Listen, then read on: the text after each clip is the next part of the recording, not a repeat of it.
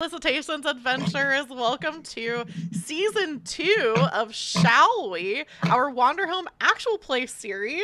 I'm Taylor Felicity. I use she, her pronouns. I'm here with Mila and Layla. If you're new here, I am the producer behind Roll for Felicity. I'm usually the GM, but Wander Home is a GM-less game, so I have no power here. Taylor just is kidding. also I'm the still owner of my producing. heart. Just so everybody knows. Just adding Taylor to is the married intro. to not Layla, for context. I am not Taylor's side lover. She has rejected me multiple times. Oh no. We're already starting off so Strong. so strong. Now I don't even remember what I was saying. I said I have no power here, but I'm still producing, so I actually do have power because I can turn the stream off at any time. I'm gonna, and I will right now. The stream is over. I just wanted to do the starting scene screen. I will throw it over to Mila and Layla to introduce themselves. We'll start with Mila, who's returning from season 1 to season 2.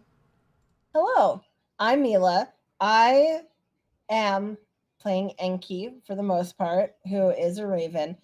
You might know me better from playing an emo cow or an emo emu. I never remember which one I was playing. From last season. I stream here on Twitch sometimes. And I hang out and do fun stuff. I'm also untangling yarn. Ooh, also for an icebreaker. Oh, yeah, that's right. I forgot to introduce your icebreaker. If I was a small and forgotten god, I would want to be the god of feral things, of feral animals specifically. That's good. That's a good one. What would the god be? Like, what would your form be? What would my form be? I think my form would be a seagull. That's good. Yeah, that's a good choice. Thank you. Layla, aside from being my apparently rejected side lover, is the narrative that you're putting yes, forward. Taylor, the narrative. Why don't you introduce yourself to the stream for the first time? You know, the thing is that, like, it's my perspective, right? Which could be wrong. No. Don't. Sorry, that's an inside joke making fun of my ex. I'm Craig. And, well, I'm Layla, but I'm Craig. And, oh dear. I really like sunflowers, and I despise bumbles. I cannot stand them. Fuck a shepherd. We are not here for that. And I don't know. My pronouns are he, him. I really like sunflowers. I'm shy. Not Layla, Craig. Yeah, this is very confusing because you're kind of supposed to be introducing yourself, but you've said almost nothing about yourself and only things about Craig. Craig does sunflowers, and he hates bumbles, and also is cool and shy, but also very nice. And my small and forgotten god, I've decided would be the light reflecting off rainwater. And his form is nothing. The small and forgotten god, my form is nothing but shadows. Ooh. That makes you sound ominous. I'm on the miss, am I right? All right, I'm kicking Layla off the stream. Okay, cool. So this is just the Taylor and I. Hey. Taylor skeleton. Take 2. I'm single, everybody. I'm single. We know. Yeah. Everybody does at this point. Oh my gosh. Just because I rejected her doesn't mean that everyone has. It could be, you know. That's true. I it's the got joke, invited to the Plymouth joke. Ruffle, so Yeah. You but have I'm waiting options. for Taylor, so Oh. All right. So if you're watching the stream, Can we get a compilation of just Layla hitting on you? throughout? we'd just have make to look at markers. multiple different actual Yeah. plays because I do this all the time. yeah, it would Well, let's- span it would span channels. Speaking of things like markers and things like that, there are some things that you can do to support the stream if you're watching. So like Mila just mentioned, if there's a moment that you would like to see later on TikTok or YouTube Shorts or whatever kind of short form platform, you can use the word marker with an exclamation point in front of it, or Hey Taylor, I believe also works, to let me know that I should make a clip of that moment in case you are like, I don't really feel like making a clip because it's hard to do on mobile, or I don't want to miss what happens next. All that good stuff. You can do those things. We do also have tip and donation incentives. I say tip and donation because I do have a fundraiser going right now for the PCRF, which is the Palestine Children's Relief Fund. So you can donate to that through Twitch and it'll go to the fund. And then also I do have tip through Ko-fi, or you can use Twitch bits. All of the tips would go to my players, and then of course the donations go to the PCRF. For $2, you can give one person a bonus, which for this game is a token. For $5, everyone will get a bonus. For $10, we will add a complication for our characters that will dramatically impact the story. There are also some fun channel point redemptions, which some people have already done. For example, Dreamy summoned Greg, the small and forgotten god of the first location that we're going to be at, which is a little worm. Melanie, I should say, is canonically first in chat because she redeemed the first redemption. And then we've also got, because it's Leap, it's kind of the spring-like season of the year in the Haze, we are prone to little flowers growing, which Dreamy just did, the little sprouts. Also rain storms and rain showers, so we've got a couple of redemptions for those things. So feel free to do those during the game using channel points. And then finally, the last thing that you can do to help the stream, congratulations, you're already doing it. Whether you are watching us live right now on Twitch or you're watching the VOD later on YouTube, we appreciate you being here and hope you enjoy what you're about to see. I should also, oh, the rain has started. It's raining. This is so fun. Taylor, you Yeah. did a great job. I love Thank this. you, thank you. There's also a little rain storm that I also is want it shorter. to rain money on Taylor. So watch the stream and share it with your friends. Oh no, Yes. Melody redeemed cape time, which means I have to go grab my cape. I will also specifically did not do that. I would like you to know. stop doing that, Cece. I Sorry, did said consider stop doing choosing that, I was talking to my pick cat. the game and just have us have to like absolutely pivot to play a different game. It's not, yeah, that's not an immediate redeem, by the way. Pick the No. game doesn't mean I immediately switch to a different No, game. I think it is actually. Oh, okay. Y'all have to play I will- Among Us now. Okay. Wanderhome's canceled. It's Among Us time now. I also will say shout out to Mila, live shout out even though you're on the stream, for the resub. 39 months. That's insane. crazy. That's That's such really a crazy. long time. And also I Dreamy's in remember- chat. So I'll say hi to Dreamy. Yay, Sorry, Dreamy. keep going, Mila. Hello, I didn't Dreamy. mean to interrupt I was you. gonna say, I remember when I first subscribed to you 39 months ago. 39 months ago. It was your this is so unnecessary for the stream. It was your one of your Good Society streams, and you were Oh, cute. doing a giveaway for a certain amount, and I was like, Oh, I yeah, get that's right. dice out of it. Yeah, oh, you know what? I can justify this. You were the first person I ever subscribed to, and I did Oh, win wow. those dice, and I still have them. And the dice maker ended up sending 2 sets of dice. So It was a good deal for you. It was For a $5, great you deal got for 2 me. sets of dice. Yeah, it was excellent. Well, 7.5 Canadian. But if you think okay, about yeah, it, you know, you hooked Mila in, so Mila actually got 2 dice for like 39 months of subscriptions 39 months of Yeah. subscriptions. That's true. I need and to grab my friendship. cape. So I'll be So back. And friendship. Yeah, just a Ugh, lovely okay. parasocial. Oh, yeah. So, Leila, what have you been up to? what have I been I up to? always Yeah. forget my cape on. I have been figuring out what I want to do with the rest of my life. But look at my Oh, cute little horrible. curl. That's cute. adorable. Isn't it Did cute? I'm just you looking at like, hello. figure out what you Okay. wanted to do with the rest of your life? Yeah, I want to make lots of money with doing very little work. I love that for you. Oh, that's a good idea. I love that for you. Now, the next step, figure out how to do that. Yes. Be Oh, that cape born is so cute. wealthy. Be born wealthy? Be born wealthy. Well, fuck, that means I have to go back in time and I have to be the one to shoot my dad, but before he meets my mom. Oh my god.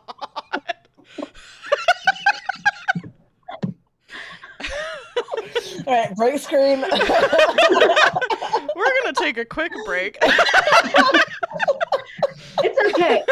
Hey, listen, everyone else can process it. I've known it for, I guess, 16 years now, so we're good. No, okay. All right, I've got my cape on, and we're ready to go. I have I've got a my little thing cape to on. read. We're ready to go. It sounds like we're going out. We're going out on the town. Hang on. Oops. Okay. Okay. I have a little thing to read to get us started with the story, and set the scene a little bit for everybody. And so our game shall begin. Tilsoil is the first month of the first season of the year in Haith. Chill has ended, and the ground is just warm enough for planting. Our journey has brought us to Hidden Valley Garden, where the soil is fertile, days are punctuated by gentle rain, and there is constant and challenging work to be done. Unlike some other places in the Haith, the weather here is very temperate, without the occasional chilly day that other places often experience in the month of Tilsoil. Hidden Valley Garden is a garden and workshop located in a sheltered valley in the foothills of a great mountain range. The valley buzzes with activity and near constant sounds of rhythmic work songs, whether sang by the kith tending the gardens and livestock, or hummed by those working the looms, and adding to the never-ending tapestry that tells the history of this place. There are still some tattered decorations left over from New Year's, despite the fact that the residents here are preparing for a sowing festival that praises the local fertility god. Mila, would you like to introduce Enki? Tell us what they're doing and what they look like as, and it's kind of up to you whether we're like just arriving in this town, whether we've been here for a little bit. Tell us about Enki. You're muted. Enki is a little raven, little nerdy little guy. He wears a nice cloak. He is very cute and sweet. I'm trying to find my section and I keep forgetting where it is. But yeah, they. I have misgendered my own You aspect of immediately self. start off misgendering your own character. Horrible note. Okay. No. Enki is very cute. He has like a bit. Oh my god. They have a big satchel of books that is with them at all time. They write and are always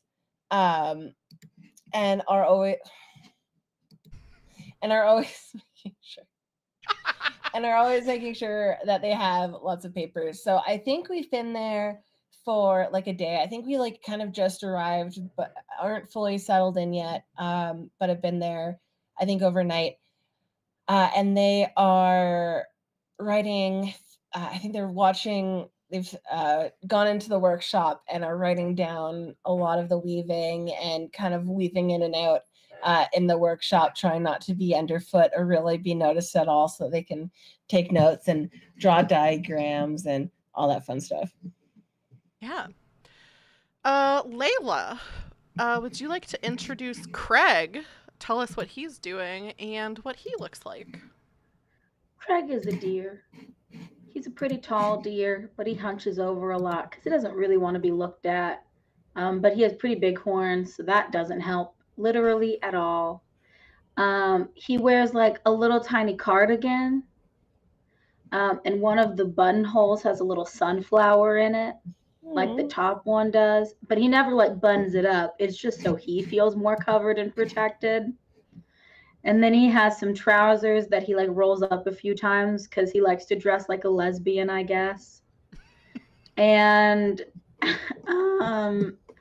and he's kind of just smelling a little sunflower and being quiet and hanging out. Very cute. My character, Maisie, is I think the kids who are too young to be doing any of the like work that's happening, the kids in the caravan and also just the kids in this town, I think I'm like running around with them, playing a game that I think is local to here that's called Catch the Falling Star. Which is basically I am throwing a ball as high into the sky as I can, like straight up almost, and the kids have to catch it and like bring it back to me. I lost my little hair clip. Maisie is a Jack Russell Terrier. She's brown and white. Her ears are floppy, which she's a little bit self-conscious about because I think it makes me look kind of puppyish when my ears are like flopping down. So sometimes when I want to be taken more seriously, I'll like, you know, flex my ears so that they're up upright when I want to be taken seriously, but naturally they're a little bit floppy. And now that we've kind of set the scene for where we are and who our characters are a little bit, with Wanderhome, every time you get to a new location or every time you start a session, kind of depending on what you want to do, there are some questions that we answer together. And 3 of them we'll answer out loud and like discuss what our characters think and how we're feeling and stuff. And then the final one we answer quietly to ourselves to get us in the headspace of the game. So my first question is, what sort of place did we just travel from, do you all think? I was thinking that this was like our first stop after the Abbey. Oh, okay. Yeah, that's what I was thinking, but I'm open to counterpoints. So, that we've basically for all of Chill just kind of holed up at the Abbey from last season. Yeah. Yeah. Also seems very not a bad call for nomadic people to, you know, hunker down in the winter. Yeah, that makes sense. Yeah, Layla, when do you think Craig joined the caravan, or like where Craig has like come from, do you think? I think like, I was just, you know, spreading sunflower seeds all around during the fall. And then when Cute. winter came, I was like, oh, I'll go to the Abbey and I'll hole up because maybe I like have some personal connections to some of the people there. And I met y'all and we became friends. I like that. That's cute. So yeah, so Craig, although being new to the stream for our characters, we've been with him for like a couple of months, because I think last season we ended with Candle Feast, so I think it would have been basically like 3 months since then, something like that. So we've been hanging out with Craig for a little while. Do we feel our journey has been long?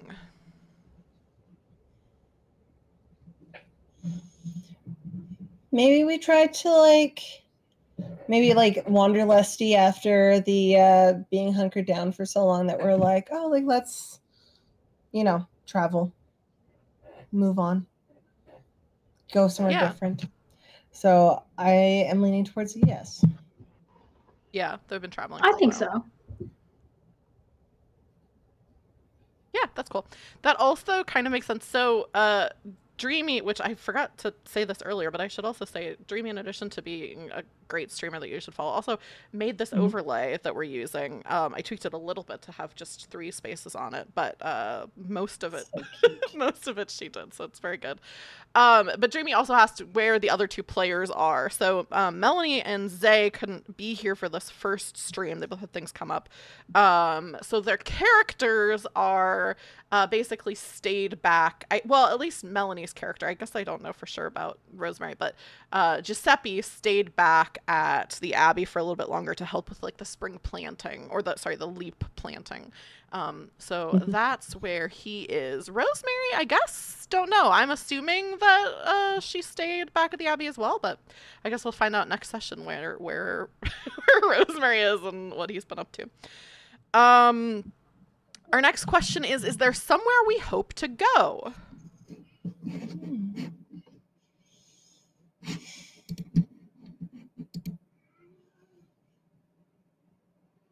I'm just trying to see new places personally. So I just hope we go anywhere new so I can plant more sunflowers. Aw. I think Enki is very happy with where they are right now. It's a new place to learn things, and they just want to learn and move around and do that. So I think they're very content with kind of being in the present for now. Yeah, I think I don't know if Maisie has like a specific place that she's hoping to go. I think that the journey being long and like traveling here taking a while was good for me because it's like, I needed to have my walk basically. I was cooped up all chill. I'm like I am a dog. I need to be running around.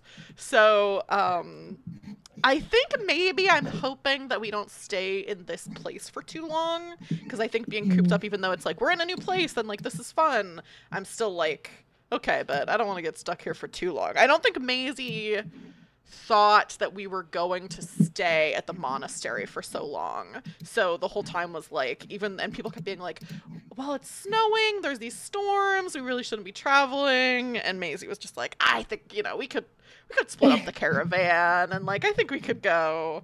Probably has never traveled in the winter before. I think in the first season I said she came from more of a like temperate climate as well, so like didn't have any winter clothes. So Maisie's just like, we could just, how bad could it be?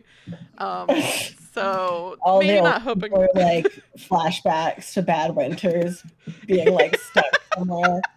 Yeah. It would be pretty bad, Maze. I think it should be fine. And then our last question that we answer quietly to ourselves is, where is my home?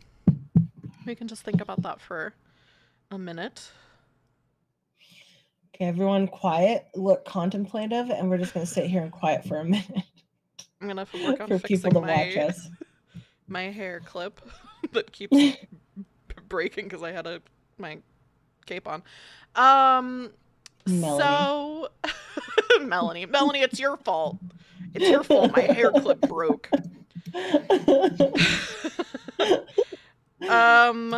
So yeah, this is like I said before the stream started. Now we're free to do whatever. What do we want to have happen now that we are at Hidden Valley Garden?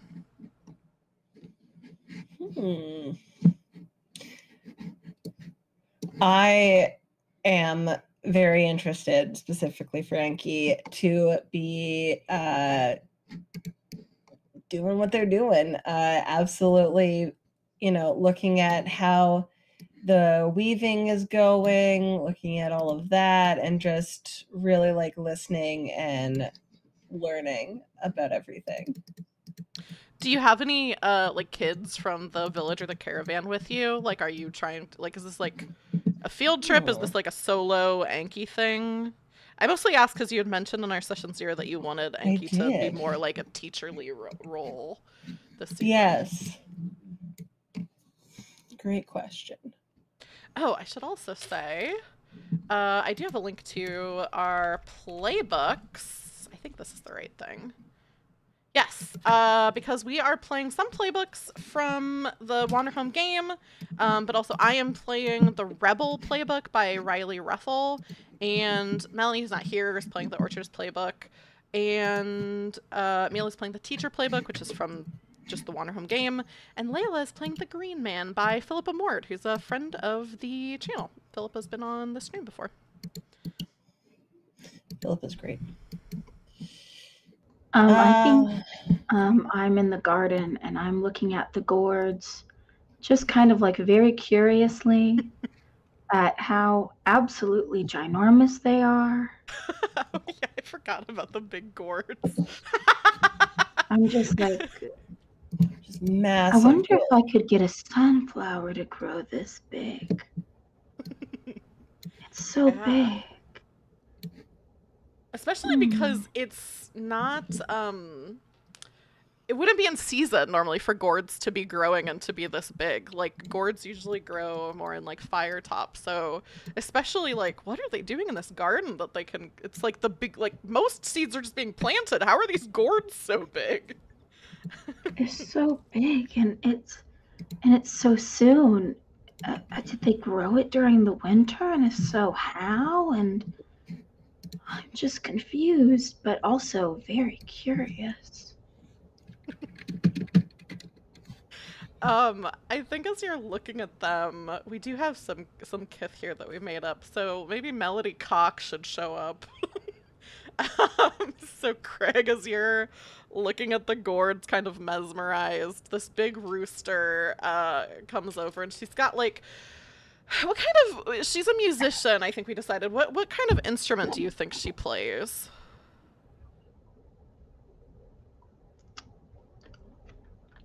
Me? Anyone. I'm asking the table. Great. I think she plays the violin. Yeah, so she's got like a violin on her back, and comes kind of striding up to you, and says like, "Ah, you new in town?" Hi. Yeah, I am. I'm Craig. It's short for Gregory. Well, it's nice to meet you, Gregory. I'm Melody. I play music around these parts, and I noticed you looking at our gourds, and a lot of people come into town. They're surprised at the size of our gourds and the unseasonal nature of them. When did you plant the gourds? I mean, these gourds, believe it or not, were planted years and years ago, and the reason they keep growing. Actually, let me introduce you to somebody, an old friend of mine, Greg. Greg, we got someone for you to meet. And I'm like looking around at my height for somebody. Oh yes. Mila, do you want to play Greg, or do you want me to play Greg and Melody? It's up to you. I'll play. I want to play Greg. Why, hello there. Oh my God, is Greg a gourd? I pick up a gourd. I'm like, hello, Greg. Down here.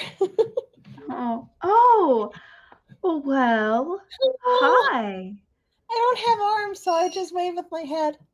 I do notice that you don't have arms. Yeah, yes. I'm just a little warm. Hey, what's up? Hi, Greg. I'm Craig, short for Gregory. And I'm short for Gregory. You are quite short. I am. Yeah, I am. Yeah, that's why they call me Greg and not Gregory, because if I was tall, they'd call me Gregory. Anyway, looking at our gourds. So yeah, so you help the gourds grow? Yep. You know it. You're doing a great job. They're really big. Thank you kindly. How does such not to be rude. It's just, I'm just very new here. How does such a tiny worm help them grow such gigantic gourds? What I do here is very important. So I might be little, but I'm really good at aerating and eating and digesting and releasing that soil. So I go through and I go nom nom and I chew my way around and it gets all nice and airy, and I mix some of my own little special stuff into it, and the gourds just take real kindly to it. Oh, you have some Yep. special stuff? Is it like a secret recipe? Sure. Now, Greg, don't sell yourself short, no pun intended, but you're big for a worm, I would say. That's true. I don't spend much time with the worms these days, though, so Are they sometimes. jealous? No, I'm just real busy. Yeah. The gourds really are like my passion project. So I spend a lot of time with the gourds, and people come by just like yourself, and sometimes I'll take a bit of a break to chat. But it's hard. Normally I run into the other worms when I'm actively working, so it can be a little bit hard to stop and be like, oh, hello. They're also usually we have dirt in our mouths too, so it's usually not too Yeah. yeah, we don't normally talk too much, And talking with your mouth full is rude. So rude. So rude. That's why people think worms can't talk at all. It's because we're just too polite. I don't think I've ever made any judgments on the talking ability of worms. But I've also never really tried to talk to a worm, so until now, I guess. Yes. Well, people tell me that a lot. But good for you for not judging. I try not to, Good I'm way just to trying live to your plant life. sunflower seeds. Oh, beautiful. Well, there's a bit of an area over there that could probably use them. And sometimes I get over there and I aerate. So maybe we'll have maybe my special sauce will work on the sunflowers as well as the gourds. It'll be a fun little experiment. Well, thank you so much. I really appreciate that. That makes me really happy. I'm going to go do that right now. Excellent. It was nice to meet you, little Greg. I mean, regular size for you, Greg. Yeah, there's no other Gregs in the city, so we don't differentiate. But I think that if a new Greg came, we'd call him Big Greg, and I would just be Greg. I would like to think. We'd just call him Gregory. Or maybe he'd be smaller than you, so then maybe he'd be little Greg, and you'd be Big Greg. Oh, well. I'll have to think about that. And then I start walking over very casually and leisurely to plant my little sunflower seeds in the spot. As you walk away, you hear, nom nom! Just gets back to work. Melody plays the little work song that kind of, there's probably not just one, but like one of the work songs that people in the garden are singing, and gets out her violin and starts playing it a little bit.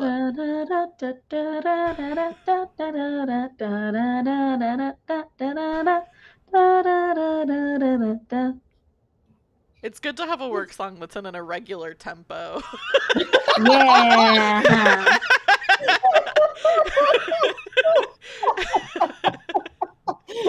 Row. Wait. Okay. Mila, Enki, you said was over with the loom. Did you decide whether Enki has kids with them or not? I think there's some kids who are following the new scholar around and are kind of interested. I don't think he's actively tried, but I think they're what's I don't think they've actually tried. Do we need to update Enki's pronoun? No. I think Enki is trying to tell you something, Mila. You know what? Maybe. We'll see. At the end of this episode, if I still can't do it, then Enki is trying to tell me something. But I think they have a bit of a small 3 kids kind of being oh. But I think they're okay with it, because instead of asking the people who are currently working. I think they're writing down like notes to ask them later, but then some things they'll lean over to the kids and be like, "What's that? What do you call that piece?" And then like also write it down. And they're gonna confirm it with the Weavers later, but they also are like, if it's a different answer than what I actually get, that is also interesting and worth noting. Even if it's like from like, kids, like they still, if they have different language for it, it's kind of neat. So they're like writing that down and kind of like building up a relationship by using like these kids as like experts in like their own area. And I think the kids are having a great time. And I think at first one or two of them gave them the wrong answer to be kind of like a little prankster. And then they're like, oh no, this person actually cares what we have to say. And, started taking the role very seriously. I think one of the kids who's with you is not from the town, but is one of the kids in the caravan, Bingley, this little weasel kid. And every time you like lean over and ask like one of the kids who lives here, like, oh, like what is this called? What is this called? Bingley immediately, as you're like writing it down or still talking, is like, what's that called? To you, like not to the kids. Well, I'm not quite sure, Bingley. But you just asked what it's called. So what's it called? Well, thingamabobber. That doesn't seem right. That sounds like what my dad says when he doesn't know what something's called. Oh, interesting. What else does your father say? Well, some of the stuff you said I'm not allowed to repeat. Good for you for making that decision. But something he says a lot is fuck. Oh. Another kid named Tila comes up and goes, ooh, you said a bad word. Oh, there are no bad words. Only so I can say fuck? Well. Fuck. Well, I'm going to walk away now.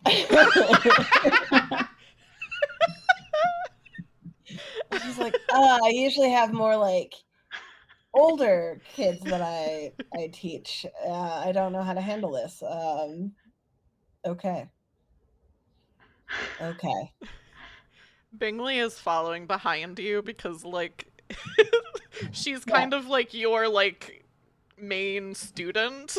So it is a little bit older. It's like I think probably like 11 or 12 and is like, why'd you walk away from that kid? I quite frankly, Bingley. My name's Tila. Tila has come with you. Hi, hello, Tila.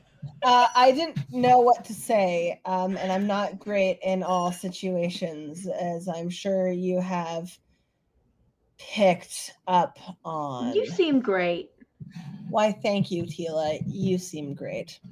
In fact, you seem fucking great. Now, Tila, the problem is that all words have times and places. Okay. Some words, if I were to be talking to you, perhaps I would use situation instead of predicament. I would try to change my language. What's a predicament? Is situation a bad word? No. Let me finish. Bingley, please. Wait a minute. But Enki, if no words are bad, then why did you immediately say that situation is not a bad word? And when I said fuck before, you said that no words are bad. So, no words are bad. So situation is definitely not bad. But some people think that certain words, like the F word, are bad. Why didn't you say it if it's not about, is this, what's going on? When you understand something, but the application, sometimes you feel a certain way, but it's hard to act on that said thing. So while I don't believe I just do what I want.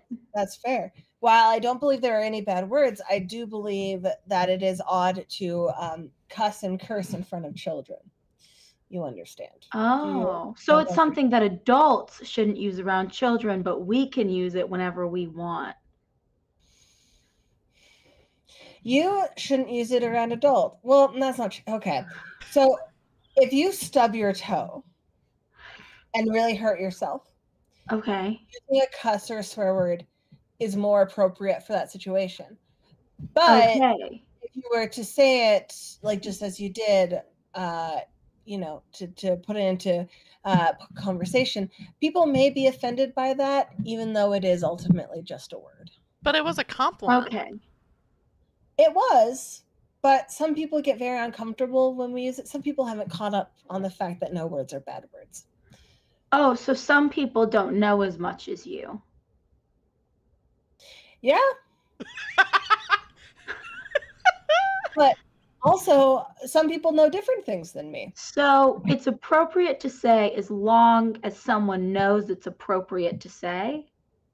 Yes. Or if we get hurt. Well, in that case, it would be someone else would know, seeing that you got hurt, would understand why you're using. All words have a time and place. That I do also believe. But it kind What of if I feels like see- you're saying the time and place is when other people understand the time and place. No, you're correct. Yes, that is what I'm saying. And it can be really difficult to understand that. I'm not very good at it. I know that's the case, but I'm not always able to pinpoint when it is, and have in fact gotten into predicaments which is like a situation where perhaps things aren't going the way you want it to, Okay. because of not fully understanding things. What if I see someone else get hurt? Then can I say fuck? Yeah. Yeah. So see if someone- someone else got hurt, I could be like, are you fucking okay? It depends on the level of hurt that they got. If they like are bleeding, yes. Well, if then it you was shouldn't like have a to funny ask. tumble, that's true. If there was a very like funny tumble, I feel like that could be So I appropriate. could be like, you're fucking bleeding if someone's bleeding. If you're panicked. What You about have to piece say of it in a shit? panic. What about piece of shit? If somebody gets hurt, can I say piece of shit? No. No. You'll hurt them emotionally if you do that. They'll just be double hurt. What about son of a bitch? If somebody gets hurt, could I go son of a bitch? Are you saying it to them or like at them, or are you just And saying speaking of if someone gets hurt, what about emotionally hurt? Like if someone Yeah. says something that hurts my feelings, can I go, fuck, son of a bitch, piece of shit? Yes. What if I hurt someone else's feelings and I realize that I hurt their feelings, and then I could go son of a bitch? Well, that might contribute to you continuing to hurt their feelings. They might think that you're calling them a son of a bitch. What is and you don't want to do what that. does it mean? What does son of a bitch mean? Oh, so bitch is Their actually mother is a odd that bitch.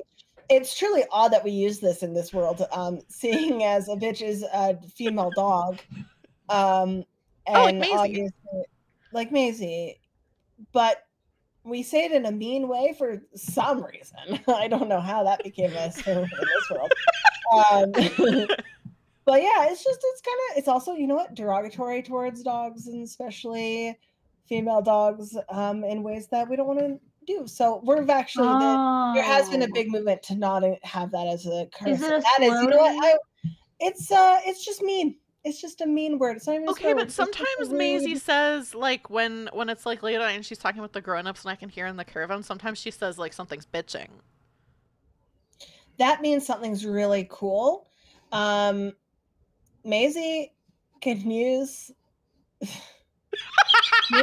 So, son of a bitch is a word that's only appropriate to use. So, son of a bitch is actually 3 words. It's the well, it's 4. Yeah, wow, Tila's really on top of it. Yeah, damn, smart kid. Son of a bitch. Son of a crow.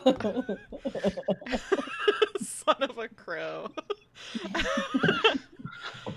I think while this conversation is happening, what kind of animal is Tila? Tila is a lizard. A older lizard comes over and is like, Why are you swearing at my kid? I'm not. He's a son of a bitch.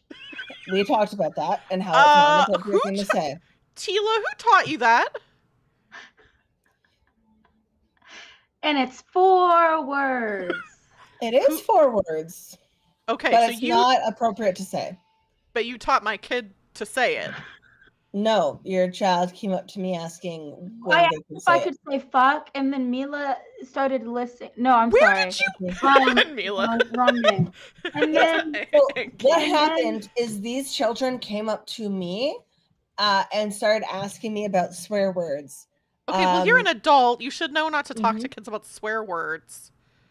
If I don't tell them about swear words, how will they learn that they're not appropriate to use? Well, Tila didn't Enki used to said know that it's them. appropriate as long as Tila- the other person understands that it's appropriate. It's not appropriate. So it's not. Yeah. So see, they don't know it's not appropriate. Okay, So I should tell you. your child came up to me and started talking about. Okay, swear words. Tila, I need let's you go. to know that. It's lunchtime. I made some sandwiches for us. Come on, let's go eat lunch. Have a good lunch, Okay. Tila. You know what? I am hungry. Oh fuck. No. No, we specifically talked about how that's not appropriate. The lizard shoots you a dirty look. Wow, what a good entrance to this community. Why does this always happen to me? Maisie I'm just bad at connecting with people. Maisie comes in and is like, man, I'm fucking tired out. Those kids are wild. Maisie. What? Go tell that lizard you taught the children how to swear. What? Why would I do that? Because they think I taught them how to swear. Did you? No, I was trying to tell them when it's appropriate to swear. Well, which isn't often. Greg comes up and goes, all right, why is everyone so upset right now? What's going on? Enki just told me I'm teaching kids how to swear when they are teaching kids that it's appropriate to swear sometimes. I never swear in front of kids. Well, on purpose. I had children asking me about swear words, and then I said there's no bad words, and they said so we can say fuck constantly, and I said no. Kids there's no bad words. You should say there's. But there bad are words. no bad words. There are though. No there are. No. Then why are you Then why are you in trouble right now, Enki? Why is that lizard glaring at you? People don't understand that there are no bad words. I guess I understand the philosophy here, Enki, but sometimes you lie to children. I don't like that philosophy. Children, if you lie to children, then you'll have stupid adults that think babies are delivered by storks. Only stork babies are delivered by storks. I think there are some lies that are beneficial and some that aren't. Storks can deliver any type of baby also. I meant that they were having their own babies. Oh, I see. Okay. I thought you meant, because I used to know a stork midwife, so I thought you were... No, I guess when you say delivered, that does imply that. I'm flustered. Maisie, it's okay, Enki. There's some sandwiches over on this table over there. They said that at lunch anybody could come have some. Oh God, I'm so hungry. I'm hungry, but what if that's probably where do I see the lizard?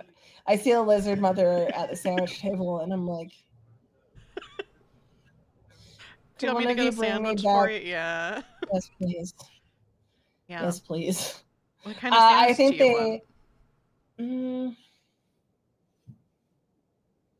Surprise me. Okay. Do you have any allergies? No. Okay. I'm trying to think about what crows can eat. Or what ravens can eat. Oh, actually, I know I said surprise me. If there's like a really like seedy, like whole grain, I would really like that. Maisie runs off Enki, to get sandwiches. I'm sorry that we've only been in this community for about 24 minutes and somebody already doesn't like you. I just feel like every time I go to a new town, I put my foot in my mouth. Or I put my foot in my beak. Sorry, I don't have a mouth, I have a beak. And it's just, I feel like I don't know how to talk to people, but also talking to people is a big Your part of job. my calling.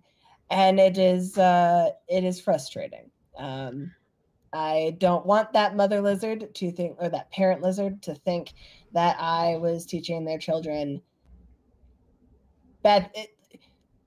As a teacher, that's not what I want to teach, is the curse words.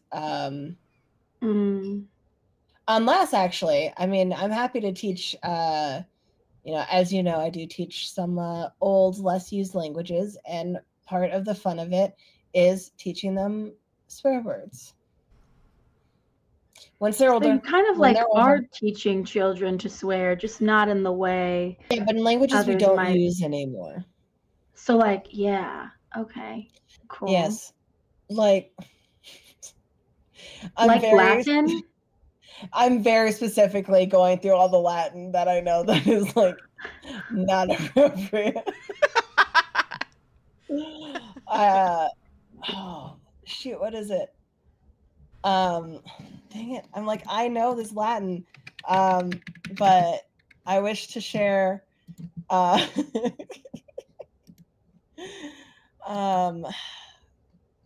where is it? Pedicabo ego was et iramabo is I will face fucking sodomize you.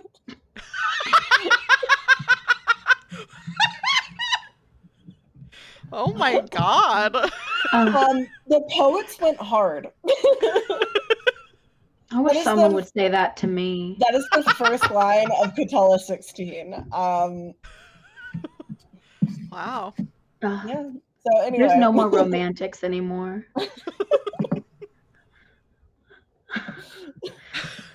Maisie comes back with the sandwich. It's a very grainy bread, and I think it has like peanut butter and honey on it.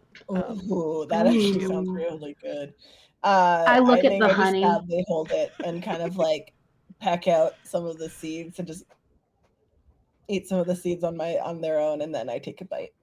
I look at the honey in mine and wonder if there are any Bumble farms nearby, and then I start eating. It tastes fresh. Tastes like fresh Bumble honey. Oh God. Craig, are you okay? This is a good sandwich. Yeah. Why are you crying? No, it's fine. It's because I just feel like this sandwich could use a little salt. That's all. Okay. I can see if there's salt. No, it's okay. I'll just. Why are you rubbing the sandwich on your face? So I can get the salt from the tears, obviously. Yeah. Maisie, maybe we should leave Craig alone. No, please don't leave me. Okay. What if they come? What? Who? Who and in what context? It's fine. No, it's fine. I'm sure they're far away. It's fine. It's fine. Ooh, Craig. It's fine. We don't need to talk about it. We do. We really do, actually. It's okay. I'm not crying anymore. See, I'm not crying anymore. See, There's I'm just good. honey and peanut butter all over your face. Oh shit. Okay. Wait. Is somebody bothering you, Craig? I take out my little knife. Are you afraid? I pull out a different notebook and I say, "Are you afraid of bumbles?" It's not that I'm afraid of bumbles. It's that I'm emotionally allergic to them. I asked if you had any allergies. I'm just. I don't understand what being emotionally allergic to something means. Well, it's the kind of allergic where you have to cry, but it's not for any physical reason. It's for an emotional reason. Why? Because it reminds me of being bullied at the convent. Oh, wait, the one we were just at? They were bullying you? Well, that was a long time ago, but yeah, they weren't bullying me as an adult when I was a child. Okay. I was at the Abbey, and I was really scared of Bumbles. And instead of comforting me, this one woman who worked there was like, "Well, you got to get over your fear." And so she'd make me go collect the honey from the Bumbles so everyone could have honey for dinner. But then I'd get too scared and I wouldn't do it, and everyone would get mad at me and they'd bully me. I take the sandwich away from you very gently. And Do I they have go, any chicken salad sandwiches? that would be fucked up if they did. Chickens are people. Do they have any egg salad sandwiches? I think that's still fucked up. Do they have any salad sandwiches? Yeah. I bring you a salad sandwich. It's like a bunch of different types of lettuce and tomato. Oh, this is better. And there's some dressing on it. Thank God. Thank I'd hate to eat a naked sandwich. naked. Leave me alone. Don't bully my southern accent. Sorry, no, that's less of So a the way that bully. you said that was so demeaning. I'm so sorry. That was more of you said something in a way. It's more of a coprolalia thing than it is. Not that's the wrong type. It's more of an echolalia thing than it is. Okay, that making makes fun of sense. you. Yeah. You can make Sometimes you I will can say things that I really like, and my roommate would always do this. She would like do something, and then it would be like she'd be upset or she'd like say something, and then I do it in the same tone, and she'd be like, "Why are you bullying me?" And I'm like, "It just sounded right to me. I don't know what to say." you can just Layla, you can just repeat when Mila says sorry. Yeah, Sorry. exactly. Sorry. Sorry. Sorry. Oh my gosh, I'm so sorry. Okay. Yeah. Well, on that note, Yeah, what happens next? We're eating sandwiches. I think we just keep doing that. All right. So Yeah. for the rest I'm of gonna. the stream, I'm going to after having an emotional breakdown about honey, I'm going to fade into the scenery. yeah, something you And can always so do. everyone kind of just forgets that I'm there. It's not that they stop seeing me. You all just kind of forget that I'm there.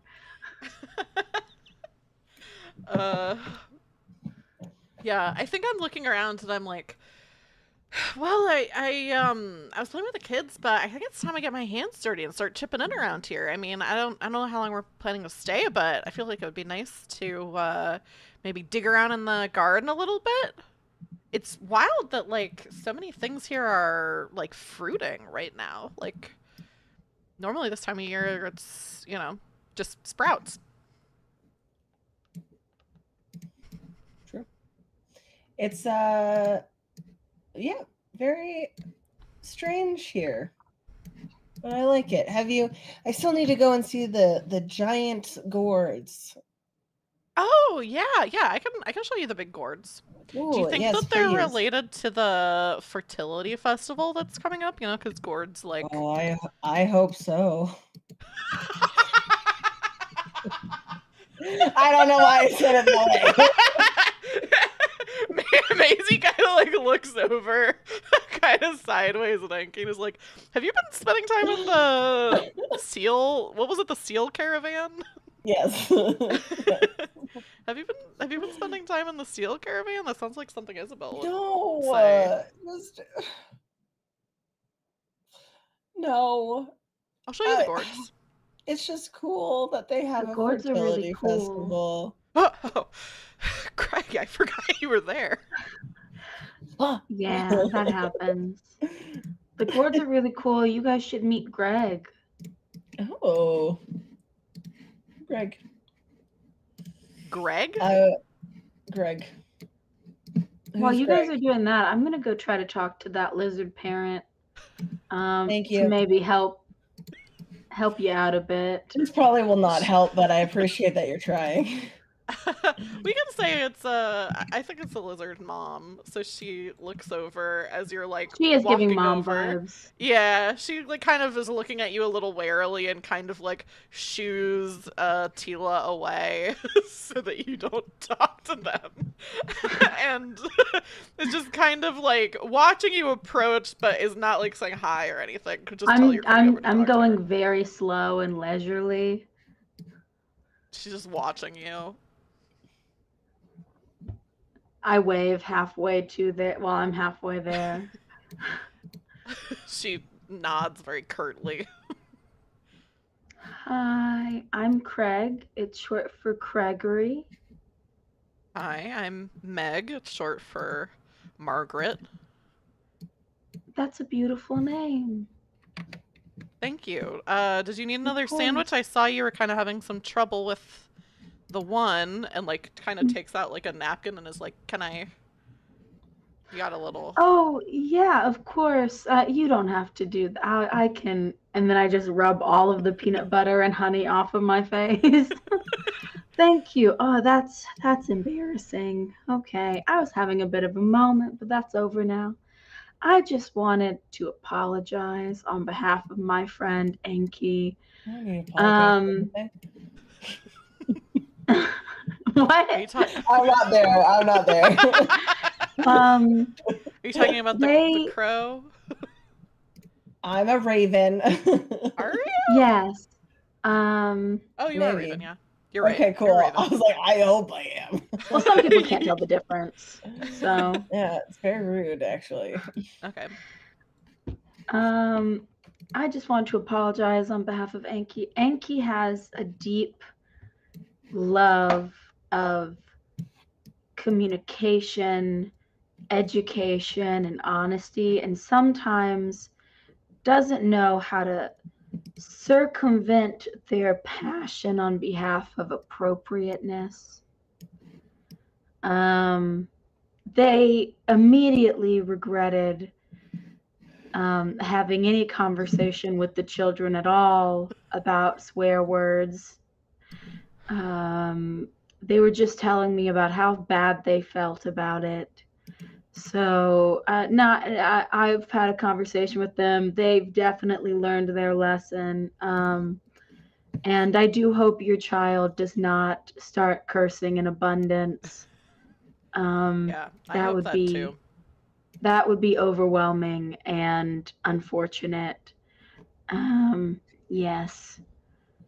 Yeah.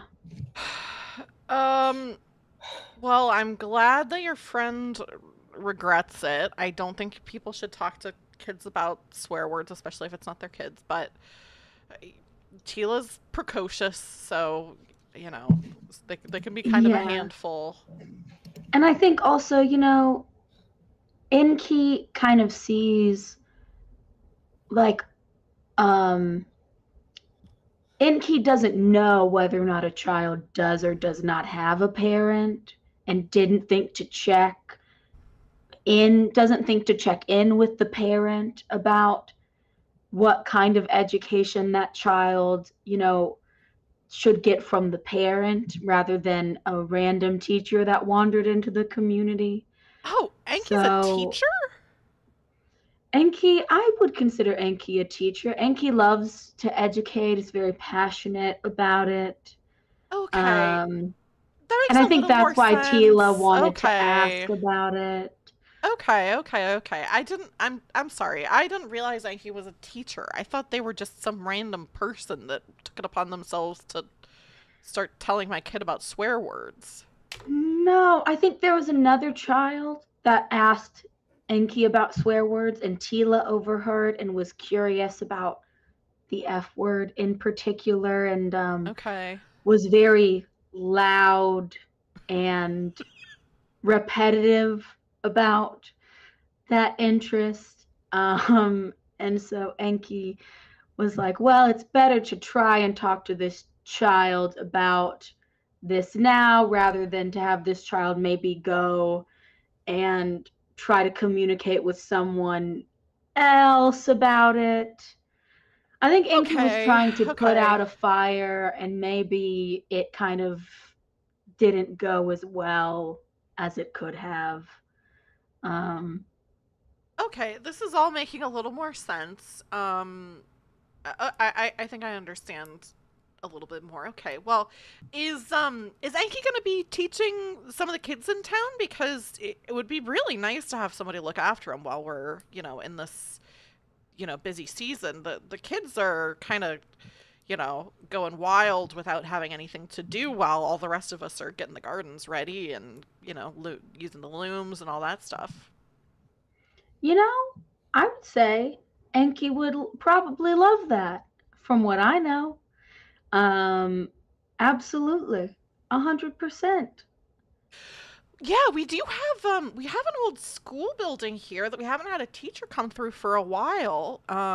So if they want to go check out the building and see if they want to start teaching kids, that would be great. Oh, great. Yeah, we should totally do that. It'll be 100%. nice I to will let them know. it'll be nice to have the gourd school open again. Incredible. Mm-hmm. And Well, I I'm think glad that I was able to clear that up with you because that's understandably upsetting.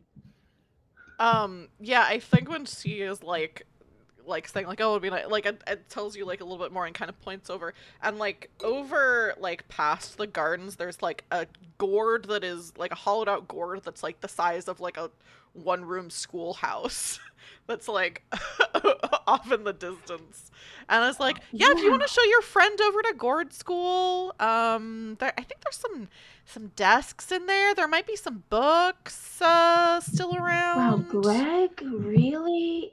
That worm is good at gourds. Maybe Wow. good. Maybe good at sunflowers too. We'll see. Maybe. Yeah. Craig starts to feel a little competitive. Uh, I'm gonna shit on stuff and make it grow.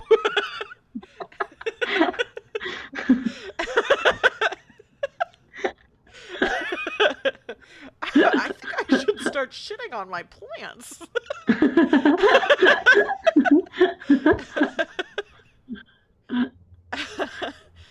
um, so Maisie and Enki are over at the gourds. These big old gourds. Big old And birds. yeah, and I think asking about Cece, can you cut it out? Asking about how they grow so big and all that kind of stuff. I really want to make you play Greg again. I can play Greg. I can be Greg. Yeah.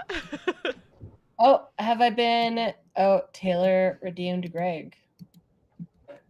Oh yeah, a while ago Oh. I think. But that just makes a little Greg show up on screen. Oh, what? Yeah, watch. I'll do it again. Oh, okay. Greg. Wait. I have to log into for Felicity now. Wait. Gosh, I love him. A little worm, a little squirmy Oh. worm. Wait He's a second. perfect. I haven't seen it yet. Wait. Oh God, there's an ad. No! It's a Wow. 30-second ad. There's no ad for me because I'm subscribed. Yeah, if you subscribe at Rule for Felicity on Twitch, you don't have to watch ads. Give No Taylor ads. money. Give No Taylor ads. money. No ads on my Give channel if you Taylor subscribe. money, but also donate to the PCRF. Yeah, that's true. But you'll still have ads if you do that. Yeah, If we'll you do give both. Taylor Do enough both. money, she can hire a Transparent. lawyer so that she can get a restraining order against me. That's the next goal. I thought you were gonna say something about ads, and I was like, I thought you were going to say something about Palestine and Israel. I was like, Yeah, I think if I could pay for a lawyer, I could solve Okay, that. wait. Ad is the whole over. issue. Do Greg again. I want to see Greg. Okay. Let me scroll. Here we go. Here's Greg. So we're over we're over by the worm, by the gourds.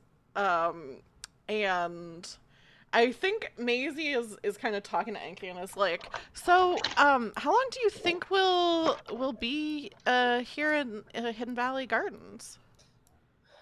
Oh, I think we're all feeling like while I am quite happy to be here and to be learning, especially with all the weaving and oh, have you seen the tapestry? It's incredible.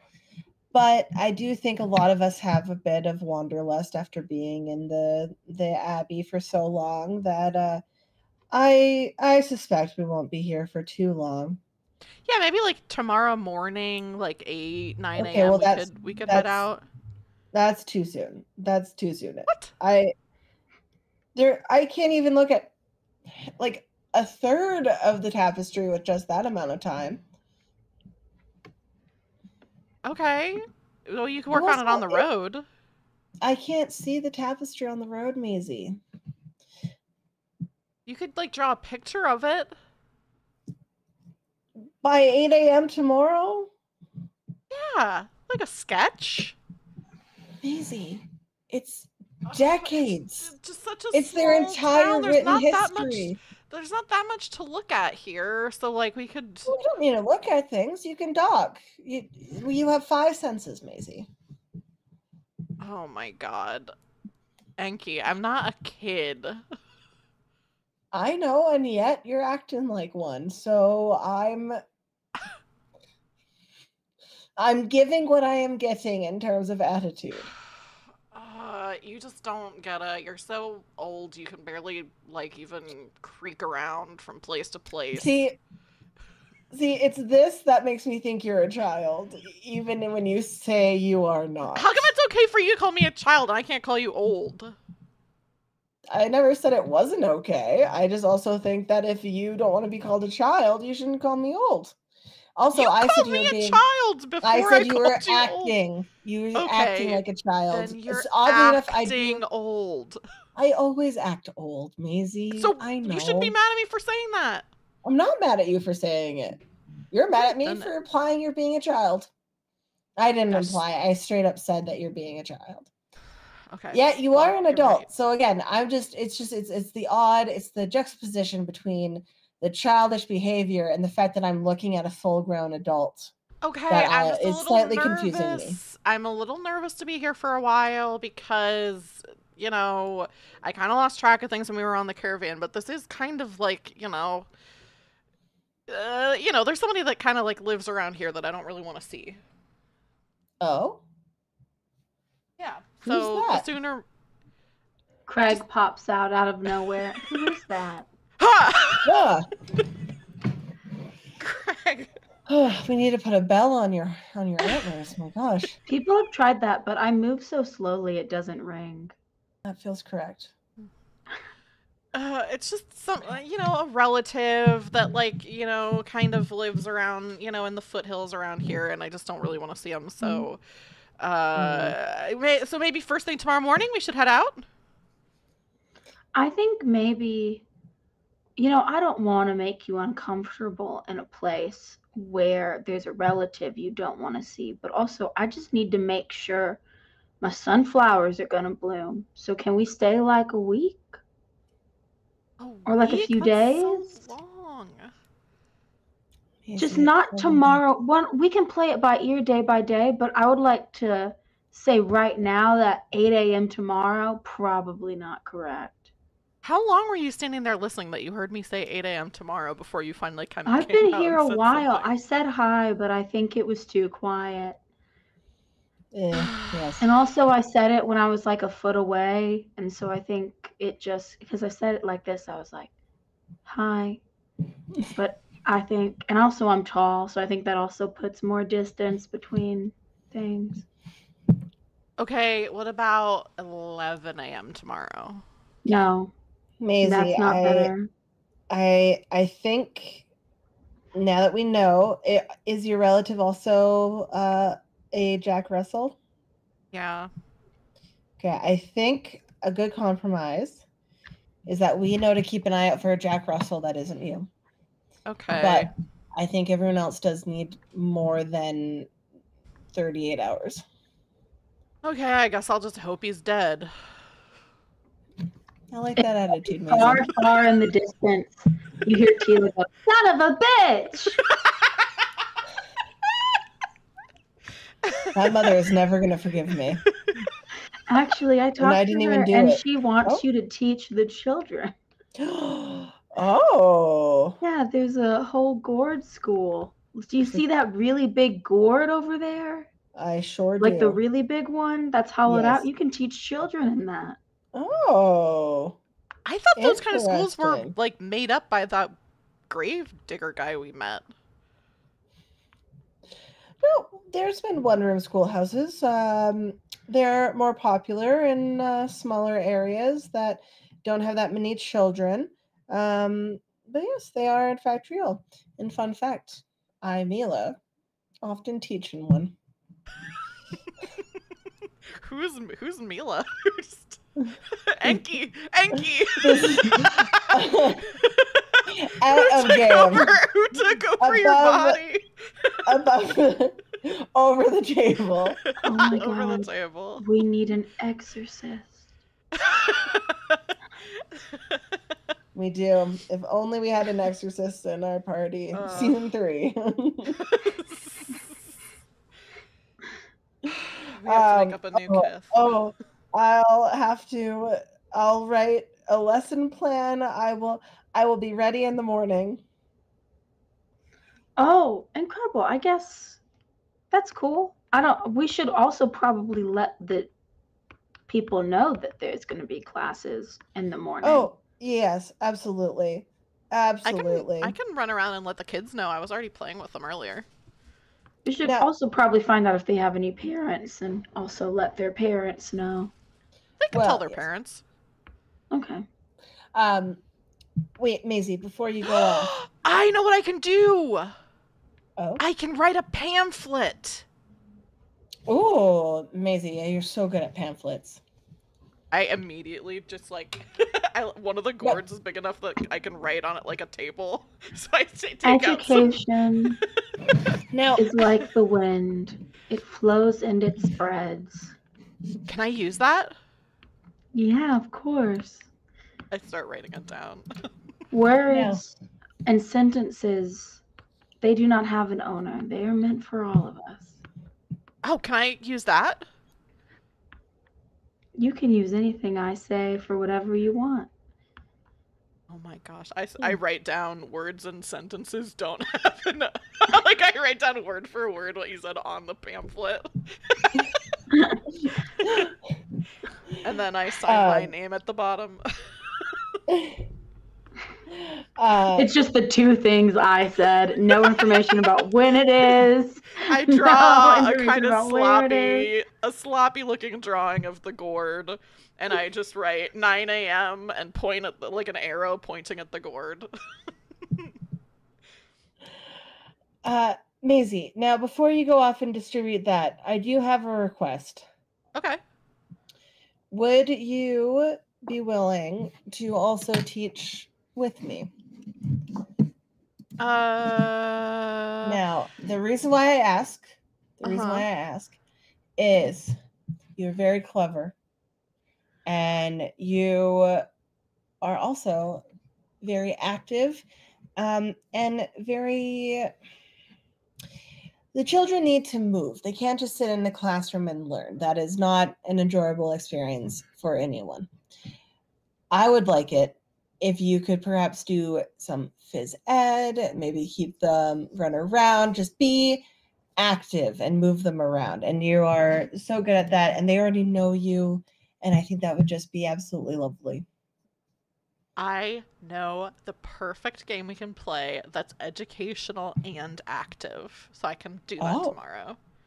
Oh, excellent. Thank you, Maisie. Do you want me to teach the kids anything? Do you feel like I'm smart and have a lot to offer? I do. I just don't know how you have it in an educational setting. That's fair. I like the dirt better anyways. Oh, they could. This is a gardening town, of course. Do you need any assistance to plant sunflowers? No. Okay. Perfect. It's very important that sunflowers are planted correctly and, small hands, children. Do you like Yeah. kids, Craig? I feel nothing about them. So probably shouldn't be a That's fair. teacher. That's also a little bit weird. I mean, I feel like they should be treated correctly and nicely, but I don't. Okay, Yes. that's a low I have bar. no feelings. Yeah. I have no negative or Could positive. be. Do you want I to don't teach them? lean in. Because if you don't really feel, Yeah. I feel like you should feel kind of I positively guess I towards kind kids of if was you want just to teach wondering them. why I hadn't been offered. It was a little bit of an insecure moment. Well, thank you for sharing that. It takes a lot of bravery to admit those moments. Yes. Well.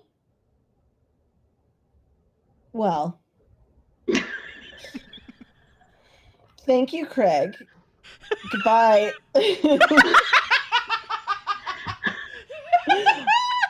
And then he just scooches off.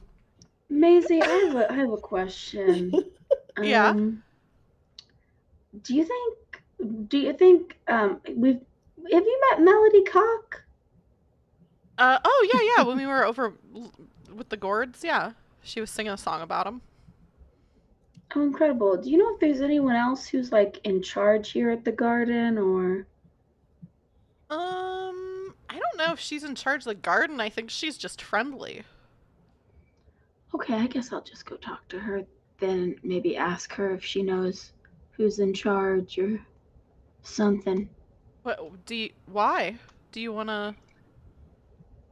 I would just like to, I don't know, plant more stuff, but I got permission from Greg to plant some sunflowers, but also then I realized I don't really know if maybe there's a person in charge who's I not mean, Greg Greg. is a god, so I guess I'll go talk to Greg about it. If I can find him, he's really small. he's really small and he's so forgotten. And he's usually under the earth, so. Yeah, I think they're a little. You hear a little. I don't even know what the noise would be. Ah! No, I think you hear. Nom nom. Oh, Greg? Oh, Greg? Craig. Hello. Hi, Greg. I actually meant I Hello. had something I wanted to ask you. Oh, what good timing I have. Well, I was just wondering, because you've got this garden, I really like to grow things. Is there anything in particular other than gourds and my sunflowers that would be helpful to, grow here? Oh yes, we grow much here. We are actually about to enter into our primary growing period. Would you be interested in assisting our townsfolk in our plantings? Of course. Oh, wonderful. Perhaps we can teach each other things. Incredible. I'm very excited about this. I love growing things. Oh, I think dirt is good for you. it's certainly good for me, and I'm good for it. That sounds like a really symbiotic relationship. Sure is. Normally when you say that you shit all over something, it's a bad thing. But when I do it with my special sauce, it's a good thing.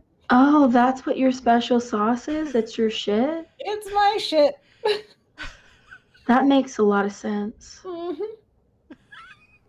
Well, I hope your shit sauce continues to help the gourds grow. Oh, me too. If there was ever a time that my special shit sauce was no longer helping the environment, I'd be real sad. Also, I don't know that I'd be a god anymore. Oh, goodness. Would I just be a person? Would I cease to exist? Who knows? I I don't. don't know. Yeah. I think you wouldn't cease to exist because you would at least live on in my memory. Well, that's very kind of you.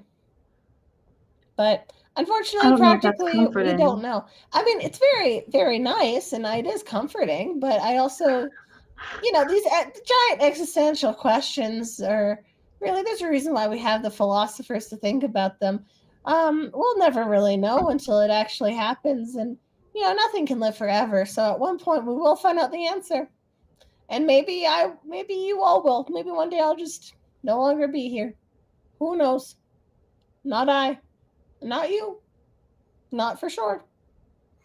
Craig spends like one moment staring off into the middle distance, just like, and then goes, I'm gonna go talk to the townsfolk about what they're wanting to plant. I hope Excellent. you don't stop shitting, I guess. Goodbye. Thank you. Me too. Very uncomfortable. And it goes, so my special sauce. Nom nom. I think that's the perfect time for us to take our break. So we're gonna take a break for like 15 minutes. While we are on break, you can get a drink, you can get a snack, you can also see some information about the players today, and also I have a promo for another stream that I have coming up, so it'll be going back and forth between those two things. But yeah, we'll see everybody in 10 to 15 minutes, and while we take a break. Say goodbye. Goodbye. Bye. Oops, I didn't. Okay. Felicitations, adventurers. Welcome to the second half of our first episode of Shall We Season 2. I'm here with Mila and Layla, and we are playing a lovely little game of Wander Home. If you are just joining for the second half, let me do this. Oh, Melanie, thank you for the little sprouts. What was I gonna do? Oh, yeah. You can check out our players. It actually links everybody who's going to be, even on the rest of the season. So check everybody out. And even on though their they various ghosted things. us. Yeah. They bailed you know on what's us. fucked up? They completely ghosted. Melanie and Zay, neither of them gave me any notice they wouldn't be here. No. And yet we're still... What's crazy Taylor's is still that promoting them. Melanie was like, I'm not going to show up to the first session, but I'm specifically going to show up to Layla's session 0. Yeah. Melanie was like, I'm not gonna, I'm gonna ghost you on the day of, but I am gonna hang out for, 10, 15 minutes at the end of the session 0. What's the other thing? Playbook.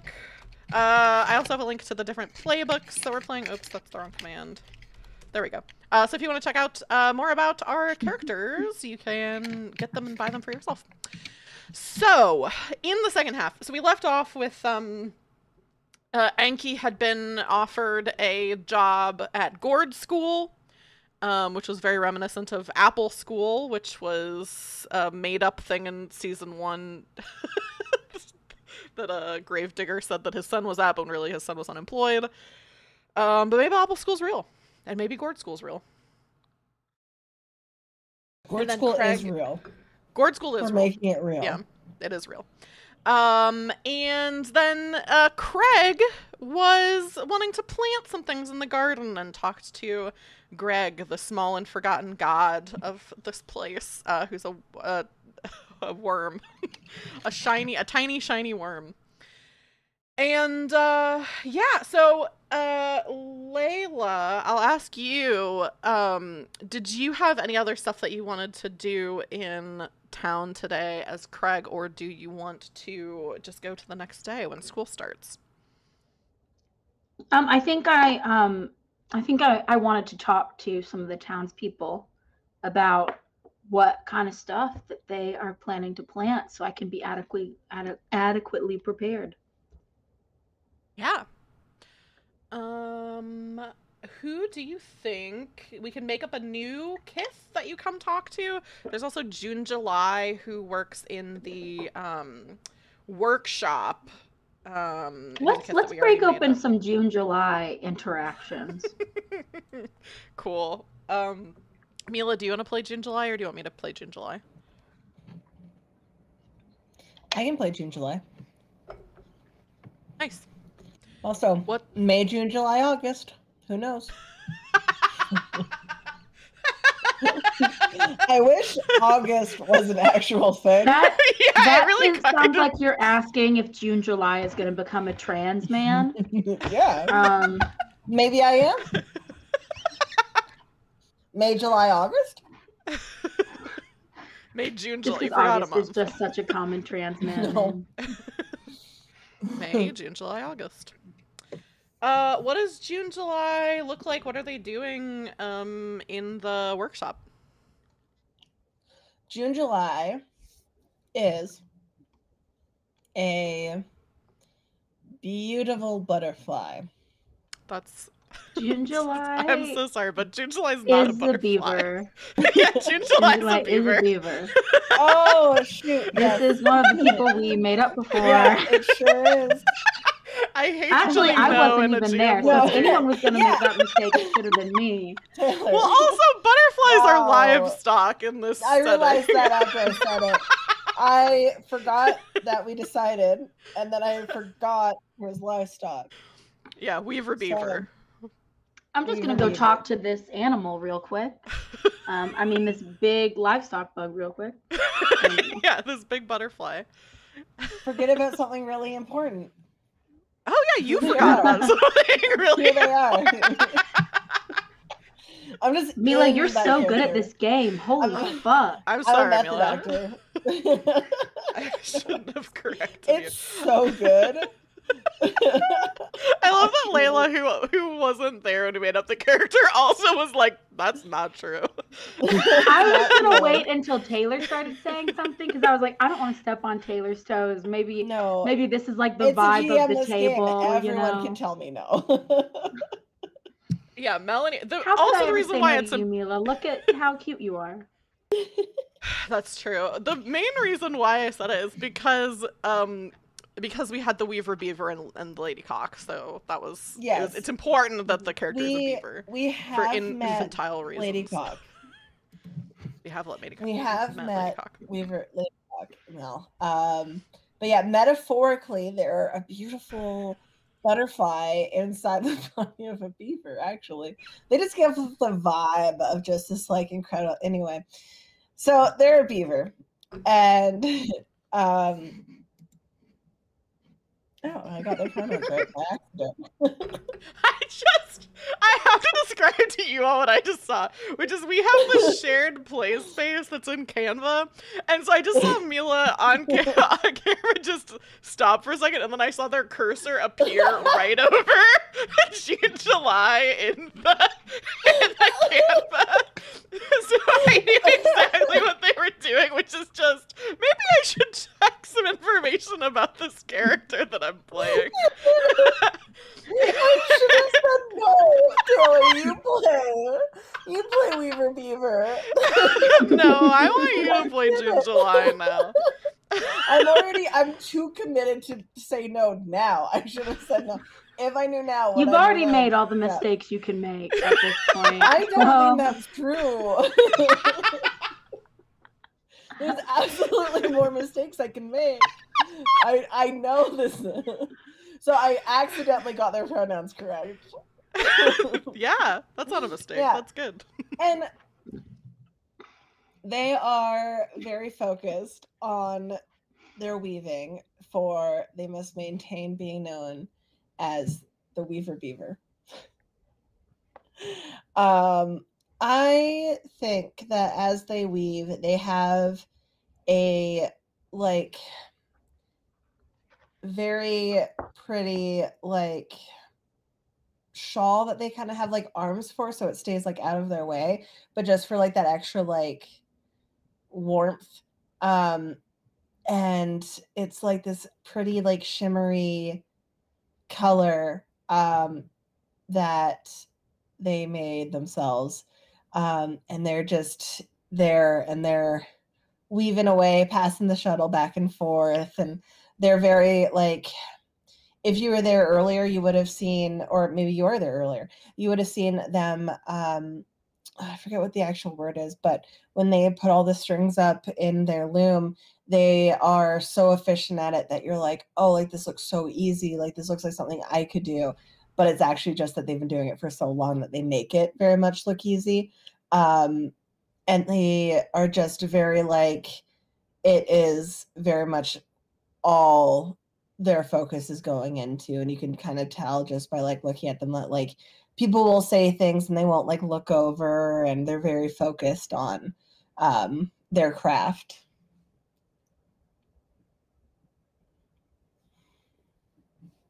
Hi. Huh. Hello.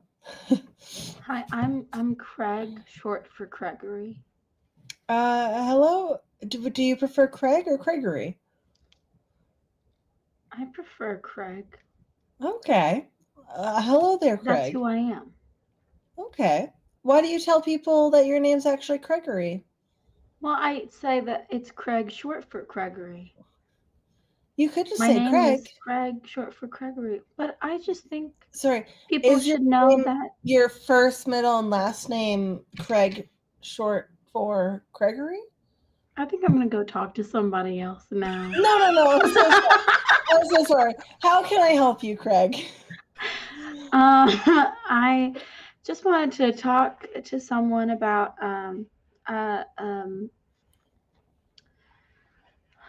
I was talking to Greg. Yes. And Greg said that you guys are coming into planting season, and I know a lot about plants and planting them and gardening. And Greg said that I should maybe ask some of the townsfolk if they wanted any help gardening things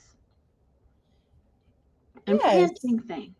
Well, because the shit can't do all the work, you know? This is true. Greg shit can't do everything. Yep.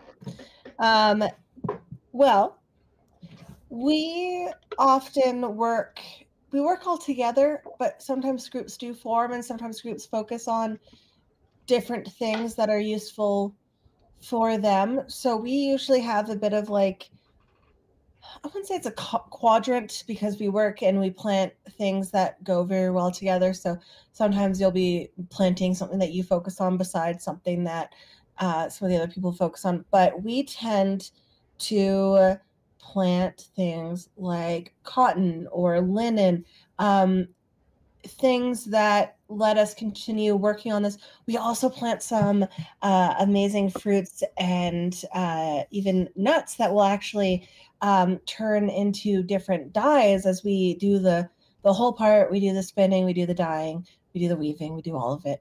And you are more than welcome to join us weavers on planting what we need to.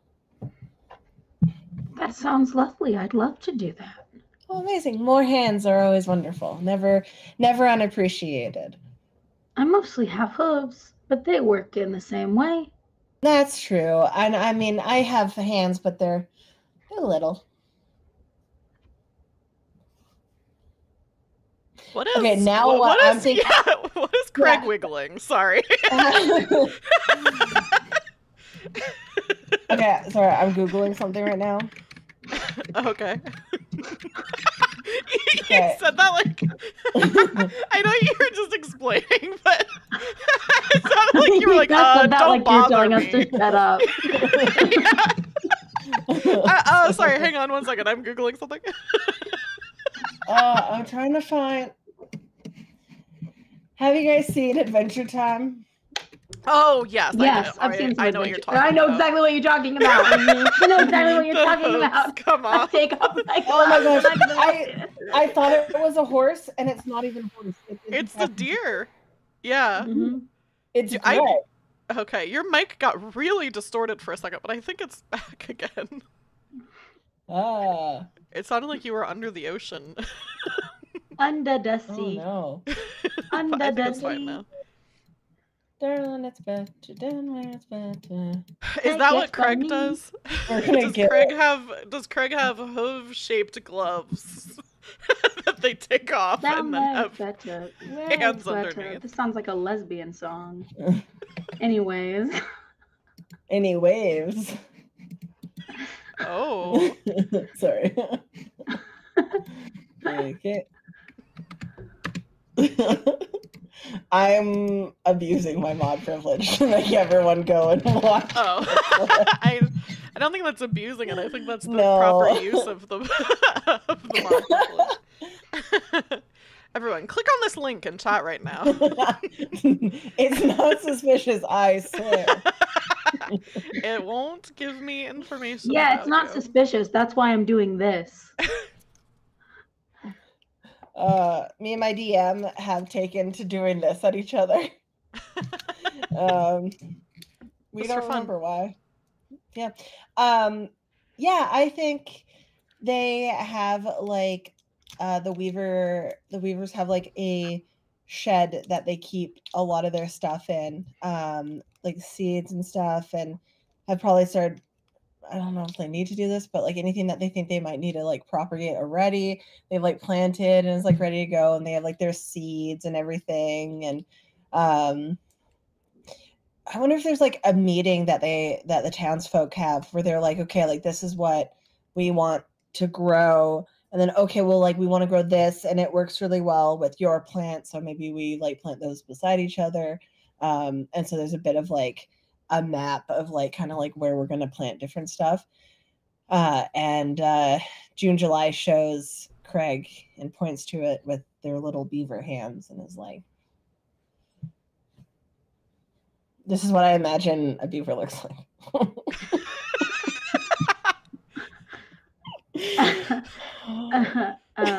This is what I imagine a deer looks like. Cool. Okay, I'll go check that out.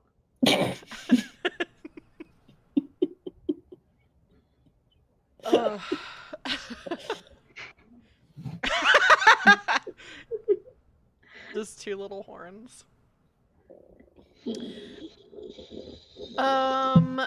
I think to introduce some drama, maybe there's haven't we already got enough of that from Tila?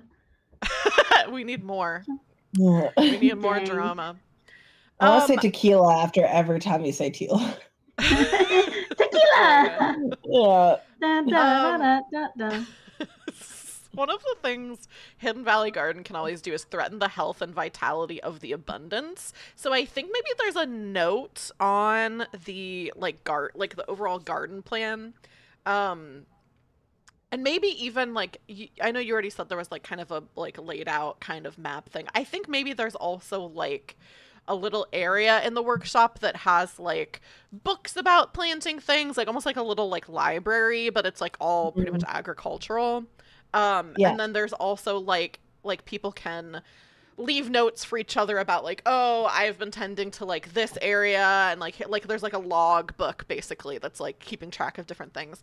And there's information about how to use certain tools and how to plant things, all this different stuff. And there's kind of a notice about that there is a what plant should it be? There's some kind of blight on a certain type of plant that could threaten some of the other plants. My first thought is tomato, because every time I've tried to plant tomatoes, it's like there's a tomato blight this year, and then my tomato plants die. I think so, maybe something like that, where it's like the plants just kind of, if they're not tended to properly, they've just been kind of withering. And maybe that was like something that happened last year. So this year there's like all this information that's like when you plant them, you have to like use this type of supplement in the soil, and you have to like check the plants every day, because if one of them starts to go, then it needs to be like burned, basically. It needs to be pulled out of the ground and burned. So I think the plants are very little right now, but it's like all of the stuff that's like these precautions need to be taken to make sure that we have a good like crop of tomatoes this year. I like it. So yeah, so maybe Craig would see this little like this information about the tomato crop? One thing that June July has is that they, just to make this worse, is that they forget about something really important. Oh, So yeah. maybe that's all true, but June July forgets to actually like share that with Craig. I'm going to Oh, grow yeah. these tomato plants.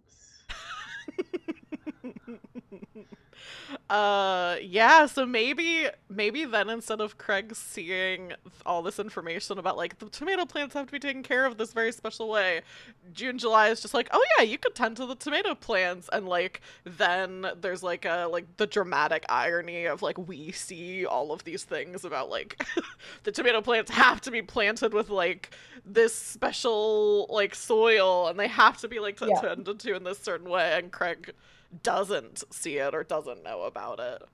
I like that. Especially because my entire identity is being good at planting things. This won't affect me at all. You No, why would it? slowly walk out of the building. With some tomato seeds.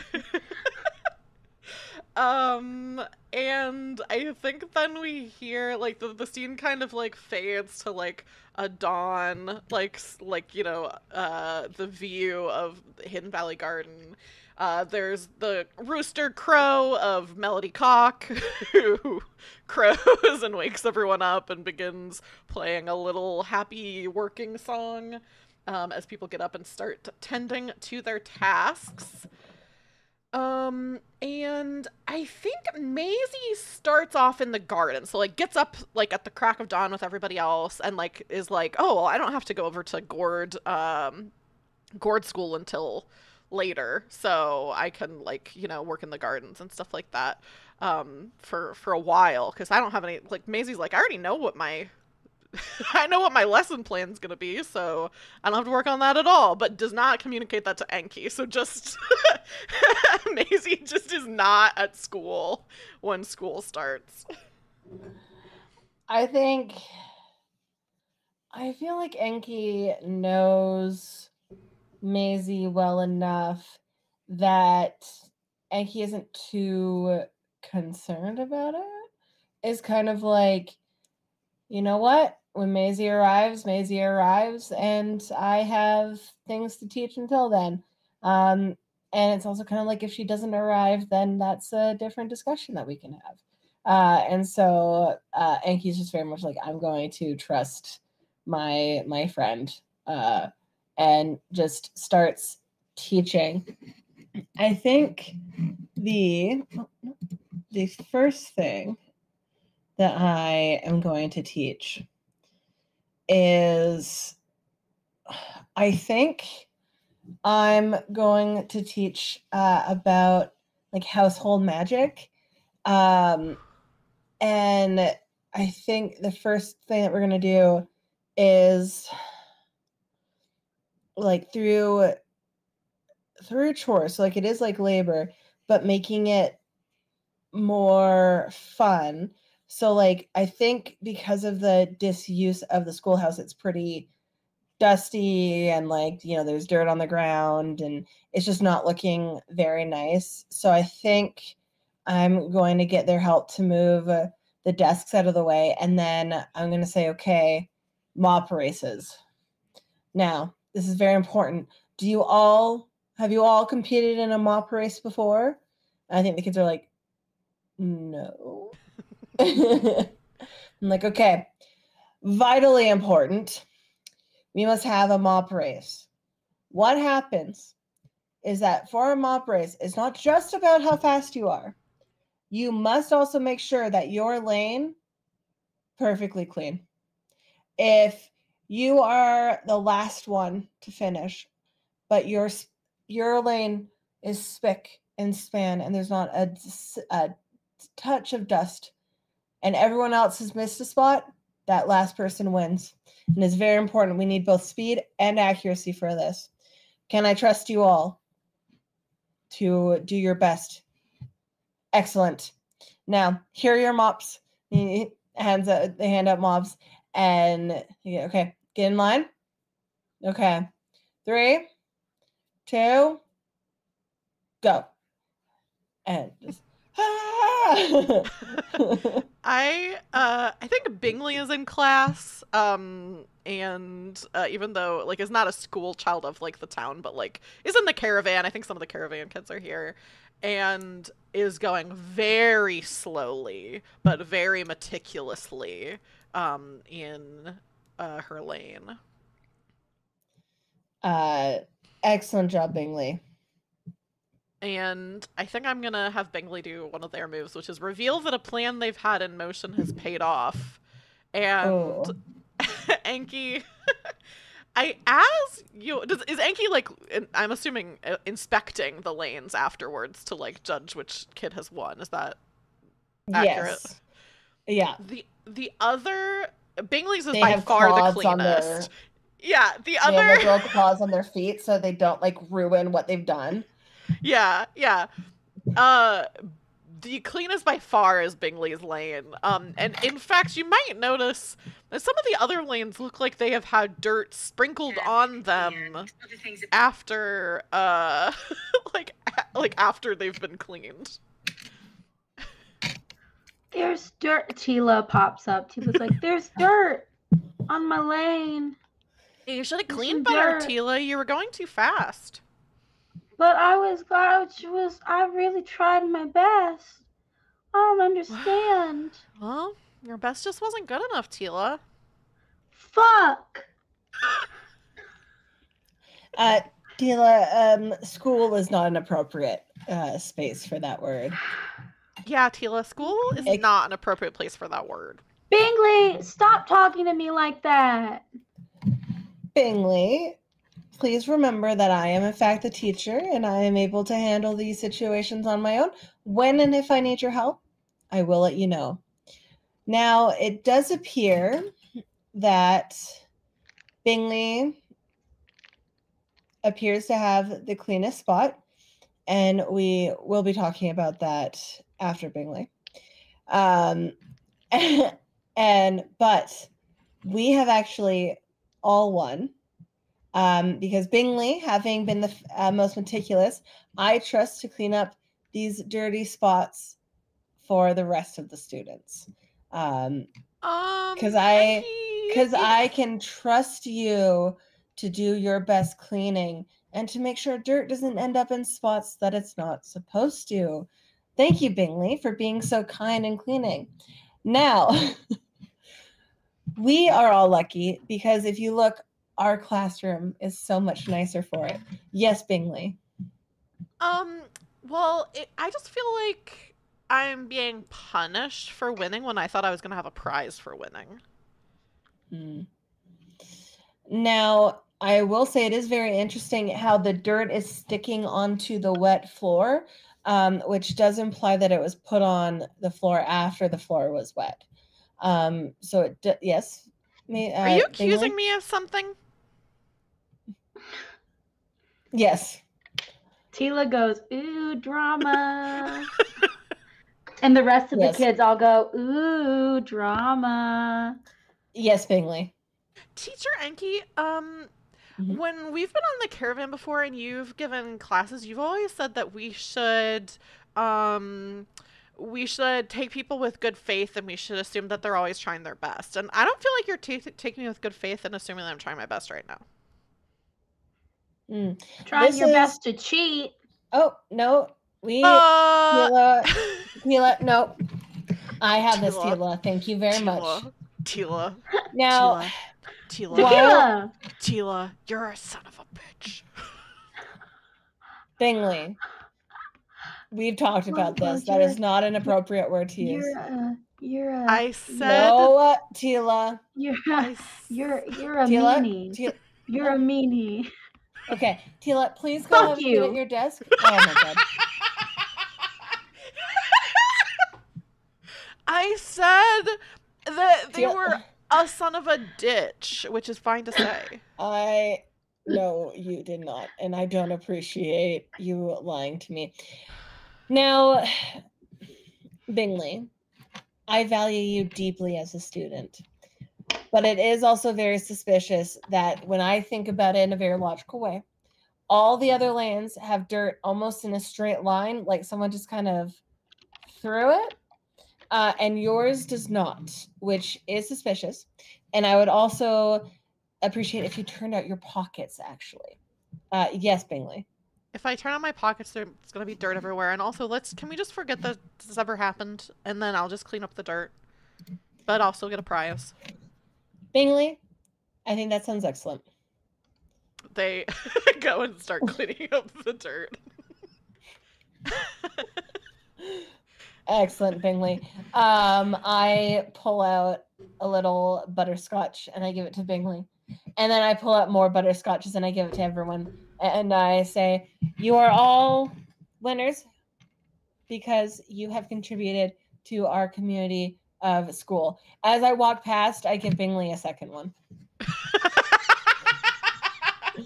But like... Yeah. They take it and immediately put it in their mouth.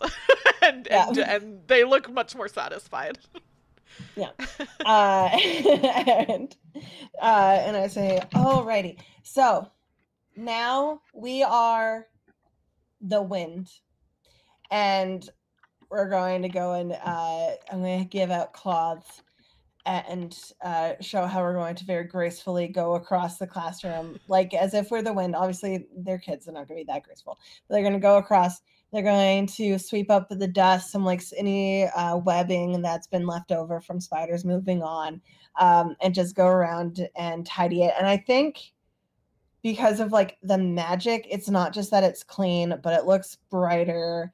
It looks more cozy. Like it's things that like sweeping and dusting should not like actually do, but it's just become like, it feels like it's a bigger space. It feels like it's warmer.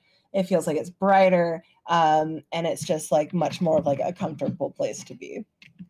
Yeah, that's cute. It's like an Animal Crossing when you can like polish the items, but then it like makes little effects and things on them. Yeah, exactly. Or I'm reading a book called Emily Wilde and the Map of the Other Worlds. It's a sequel, but that's like one of the characters is like a brownie, and like when he works on different spaces, it makes it like just changes it magically, but in like the smallest ways, and that's like exactly what is happening here. That's cute. What is Craig up to? Craig is planting tomatoes. Heck yeah. How does it feel? Well, actually, heck no. Yeah. Actually, heck. Craig's planting tomatoes. He's trying to be very careful about planting these tomatoes because he's noticed that there aren't a lot of like, he doesn't see signs that there are a lot of tomatoes in town in general. So he's like, okay, this will be like a nice change of pace for everybody. We'll get some tomatoes grown. I should probably ask Greg for some of his special sauce.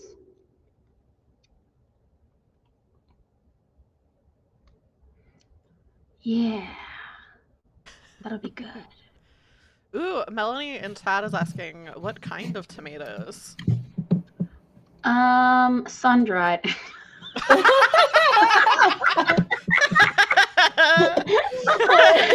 Yes, I had to. His special sauce is his poop. Yeah, the special sauce is his poop. Melanie, yeah, right? No, you're correct. Yeah, but the type of tomatoes is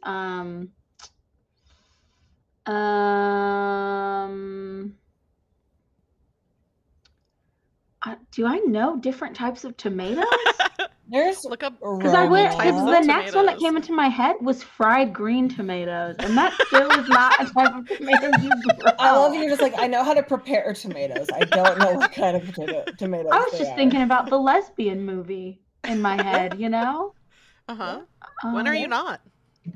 Yeah. Honestly, I think that's my Roman Empire is fried green tomatoes. I think I guess I don't know different types of tomatoes. So thanks, Melanie, for making me look stupid. I appreciate your question. I know. I'll give you some options. Are they, there's like cherry tomatoes, like the little tiny ones, or like grape tomatoes. There's No, those are for and it's bitches. raining. It starts raining as Craig is planting these tomatoes. There's like I'm heirloom cursed. tomatoes, beef do steak heirloom? tomatoes. Yeah, What do what color? heirloom? Do you think, are they like the classic They're red like tomatoes, or they're are they yellowy like the yellow orange. ones? Yeah, I love yellow tomatoes. They're the yellow. They're yellow, but they like have burst of orange at the top. Yeah, so you're looking at like the little like picture like on the packet that has like the tomatoes like when they'll be like actually ripe and everything, and they're this like yellow and orange, and then it starts, then like a drop of rain hits the label, and it's like it's not like a torrential downpour, but it is one of those like spring rains that's like really heavy and quick. Oh no, it's raining. Greg! Greg, get out of the soil, you'll die! Greg! Greg, let me take you inside. Help! I pick Greg up. I pick Greg up. I got you, little buddy. I got you. I'm gonna take you under. I rush him over to a little patio. I'm like, here you go, Greg. It came on so quickly. I know. Breathe. I'm I so can't sorry. swim. I have no arms. Oh. No, you don't have any arms. I got you. Passes out.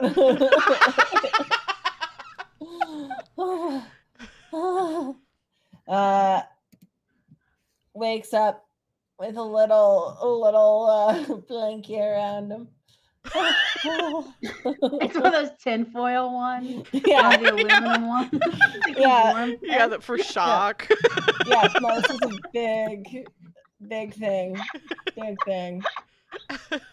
Melody Cock is singing a little lullaby. I'm breathing on him so he warms up, because you know when you do it like this, it's like the hot air.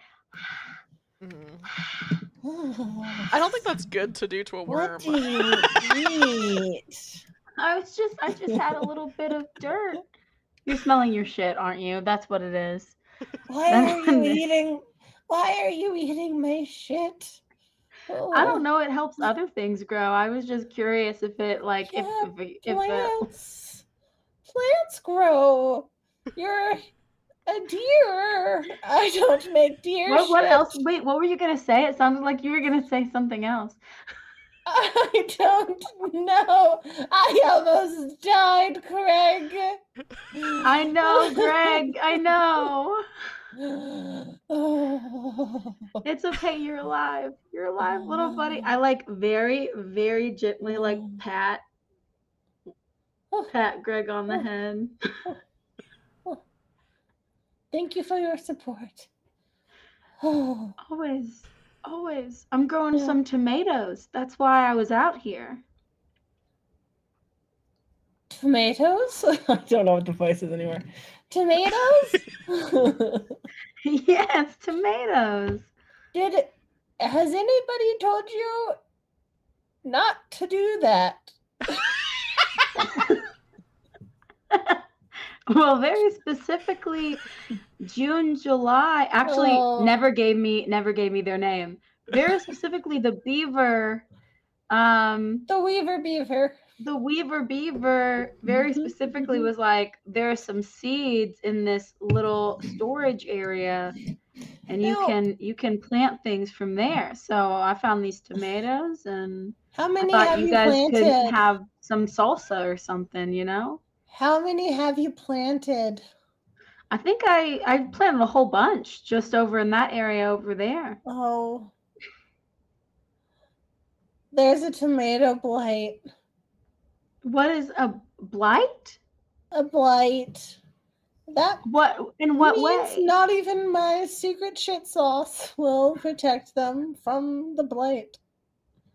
Wait, so the tomatoes cause the blight, or the tomatoes are affected by the blight? They're affected by the blight. Specifically, the fungi smut. What? I mean, smut is always coming from a fun guy, you know? It It sure is.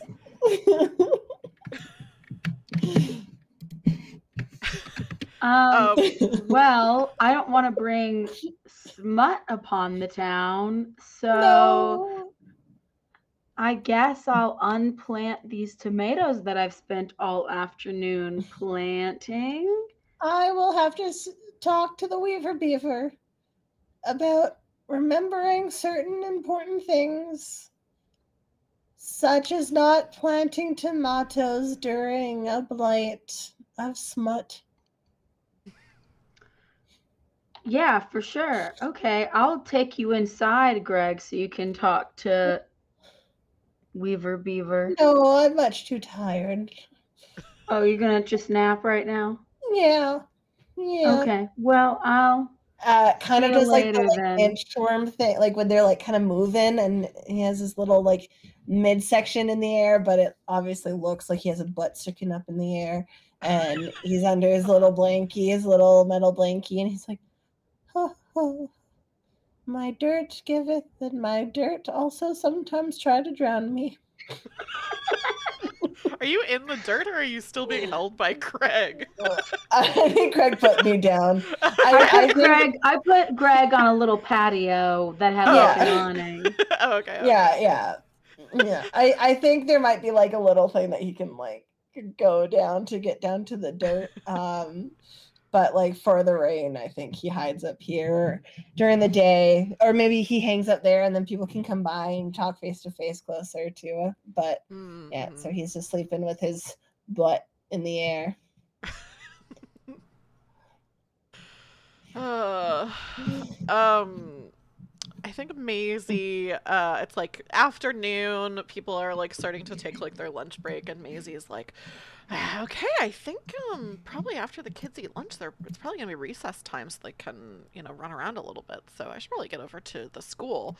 And so goes over to the school, and it's like, Enki, how was the first half of the day? How were the kids? Oh, very good. They're excellent. We did a little bit of magic, and as you can see, the school is a little bit nicer now. We did some mopping and some dusting, and it's going really well. That's great. I'm excited to play my game and teach them some more. Have you done any so you pretty much just focus on like household magic this morning? Yes. Nice. Yeah.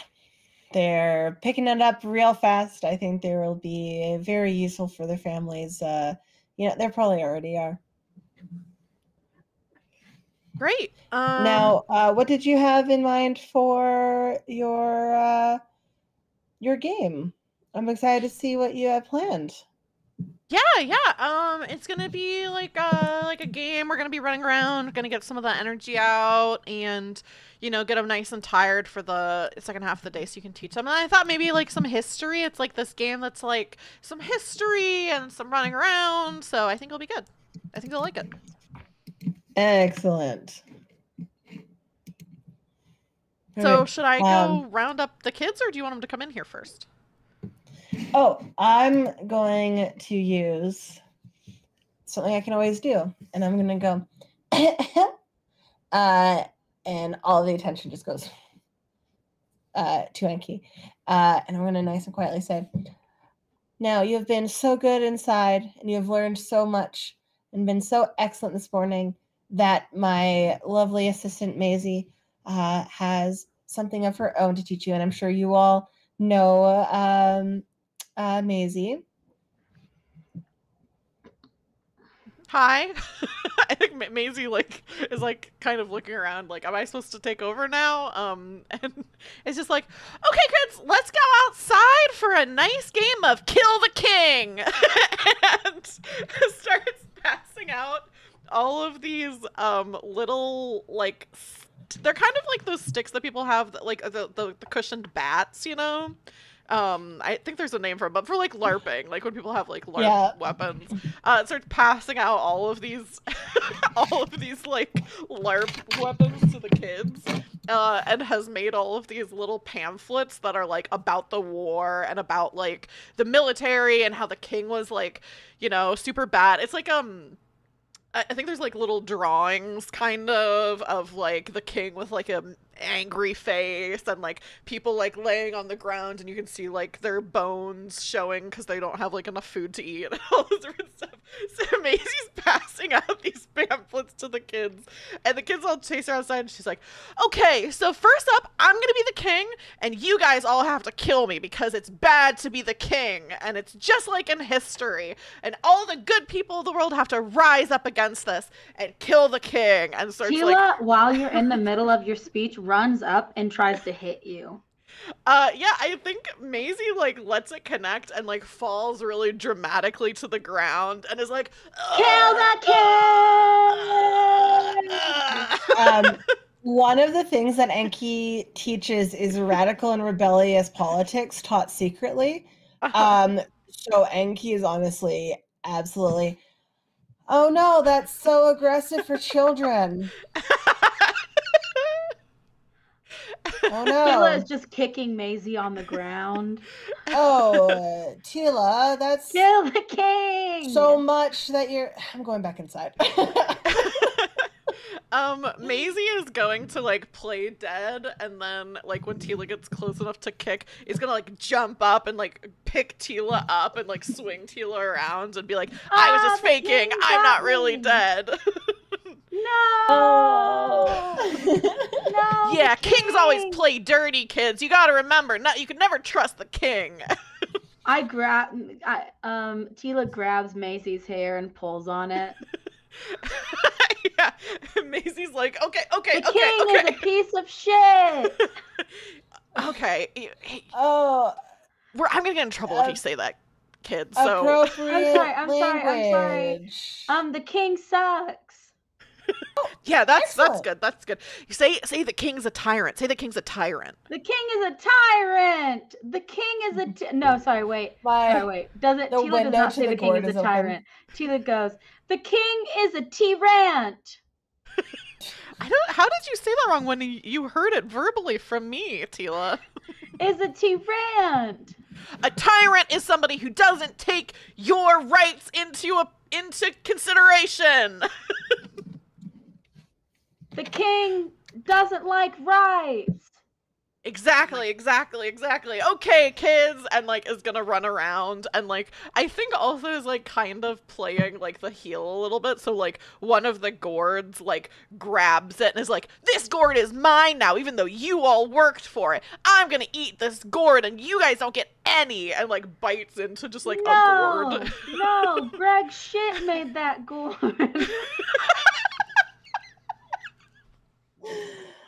Oh. And yeah, it's just gonna like run around and like kind of tell stories about like the king and different things like that, and like play the king and like really play it up for the kids. And like every time Maisie gets hit, like does this really dramatic death and like flops to the ground, and just tires the kids out for a while, and then make sure they all have the pamphlets and say. And yeah, if you kids want to bring these pamphlets to your parents too, there's the revolution is still out there, and even though the war is over, there's always things to be done. And if any of you kids ever want to, you can join one of the last outposts for the revolution and help the world be a better place. It's just indoctrinating the children. Yeah, let's make the world a better place by killing kings. Exactly. Is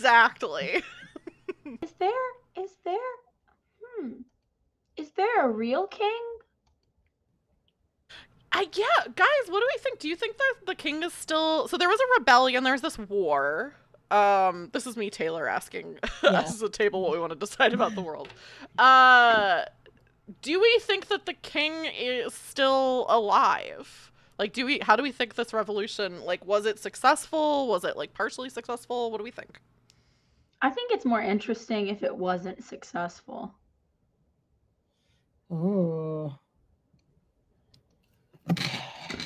What if it was sort of, like, what if the king is out there, but what if it's, like, he's still the king, but he doesn't really have like the same level of like reach that he used to, and maybe even had to like he's actually been like reigning from like a summer home instead of like his actual like castle. Oh, yeah. There was like enough of a push to get him from like where he was, but he's still like there trying to like get back to where he was before. Yeah, like maybe the Haith is kind of more fragmented. Like it used to be like one Yeah. kingdom, and so there's like still nobility. There's still like people who are in charge. The king is still alive, the royal family is still alive, but it's not Yeah. really like fully in control anymore. I actually have something that could make that even more interesting, which is Hidden Valley Garden. One of the natures of the place is that it's a hillock, which is a place in the foothills of a great and looming presence. And we can always describe what we stand in the shadows of and show a threat that's up ahead. I like the idea that maybe either this town is in the valley, like, because there's this mountain that we're nearby, like maybe either the summer palace or the old palace is like up on this mountain, so we're like actually relatively close to it.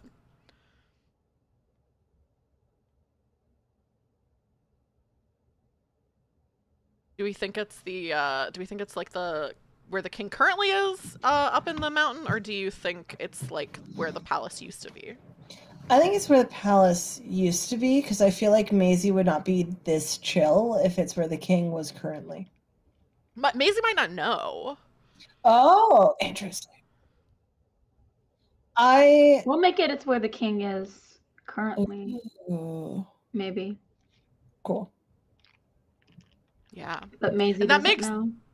yeah, so Maisie just doesn't realize that this is, because if it's the summer palace, Maisie might just not realize, like, oh yeah, there's like some royalty or something that like maybe lives around here, but just doesn't know that it's like where the king has been like maybe exiled. Maybe it's not common knowledge that the king Yeah. is here now. They probably would want to keep that under wraps. Yeah. So, but I think some of the adults Oh. in Hidden Valley Garden know. So as Maisie Yeah. is like running around yelling like "kill the king" and like all this different stuff, I think the like maybe Enki notices like watching, because you said you like went into the like the Yeah. gorf, but you had the window open. So maybe Enki is Yeah. like noticing there's like, and even like Craig could notice this, like there's kind of a like tense vibe after, as Maisie is like running around playing this game with the kids. Tila goes, one day when I get older and I'm big and strong, I'm gonna kill a king. Yeah, you are. I can tell you are. You got a king killer vibe to you, kid. Yeah, no one takes my gourds that I worked on. Enki stepped outside, clears their throat, and says, I'm gonna ask my mom to get me a sword. Oh, everyone, come inside, friends. Come inside. Okay. And I'm gonna say, sorry, Maisie. Very good. We just have. I'm noticing an audience and a strange vibe. Royalists, you think? Maybe. I don't know. Well, all the better those kids give their parents those pamphlets then. You're not wrong. And I think they're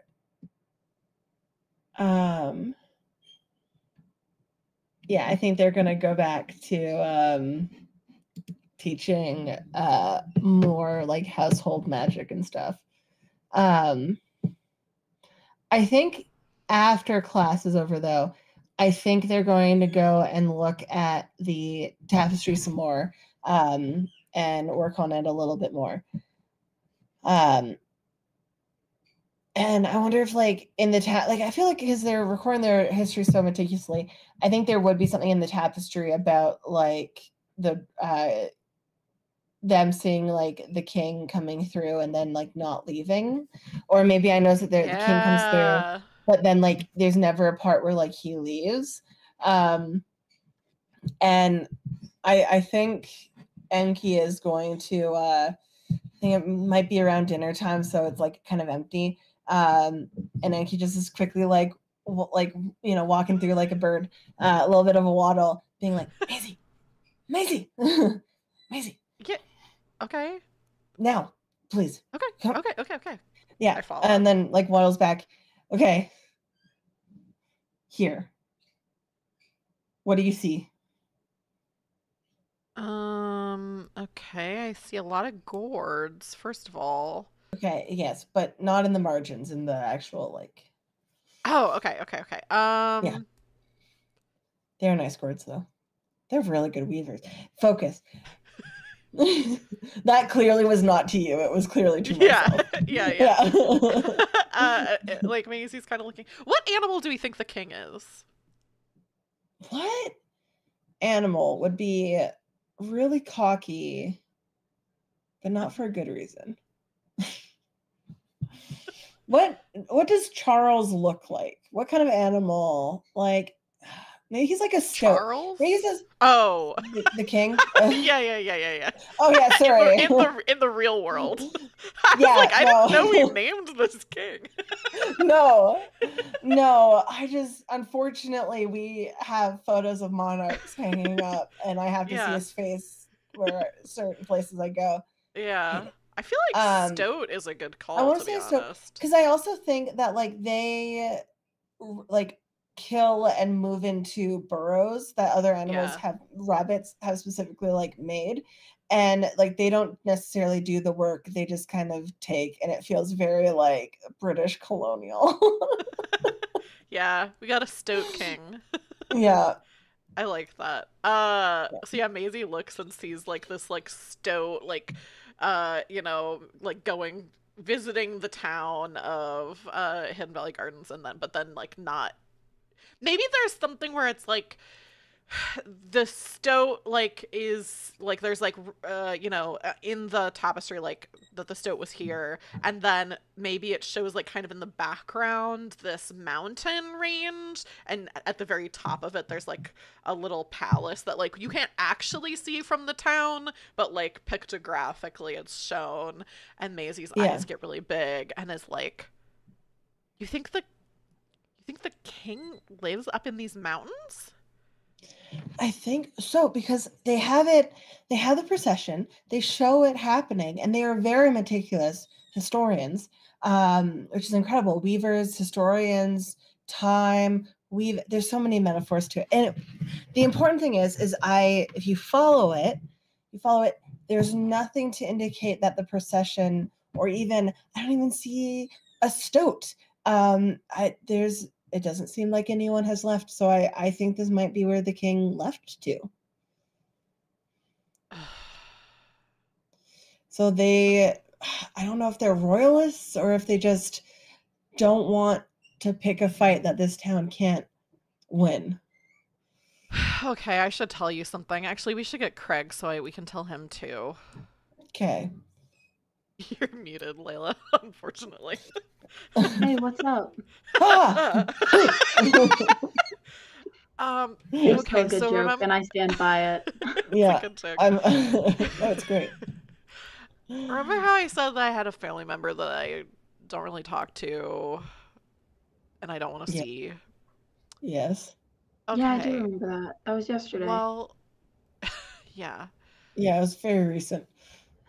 So I don't really like to talk about it because I feel like it changes how people view me. But my dad is kind of related to the royal family, and like kind of like takes care of their like some of their properties sometimes. So I think You mean related like by blood? Yeah. So you would also like by blood, I guess, but not like like I don't view myself that way. Yeah. Well, that makes sense.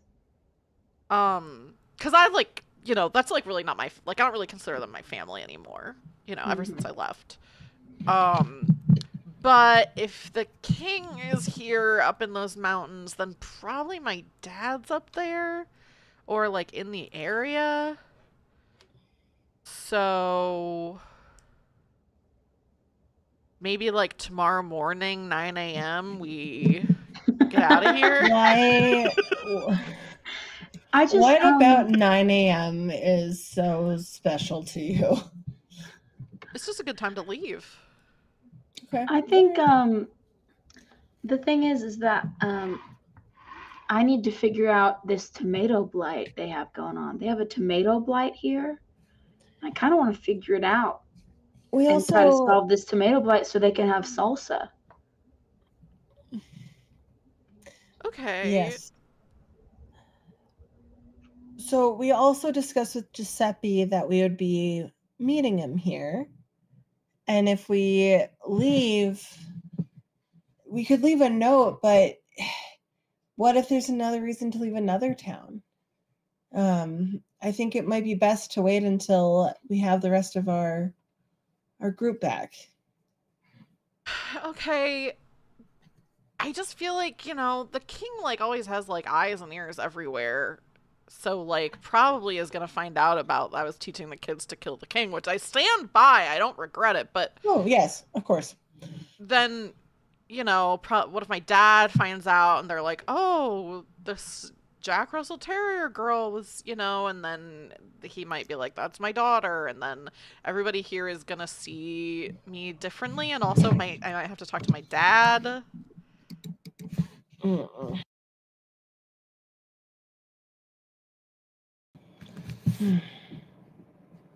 You're muted again, Layla. If your dad comes and you don't want to talk to him, I'll tell him that you don't want to talk to him, and then he'll go away. I'll tell him you died. Okay, that might I'll work. I was tell gonna him say I killed you.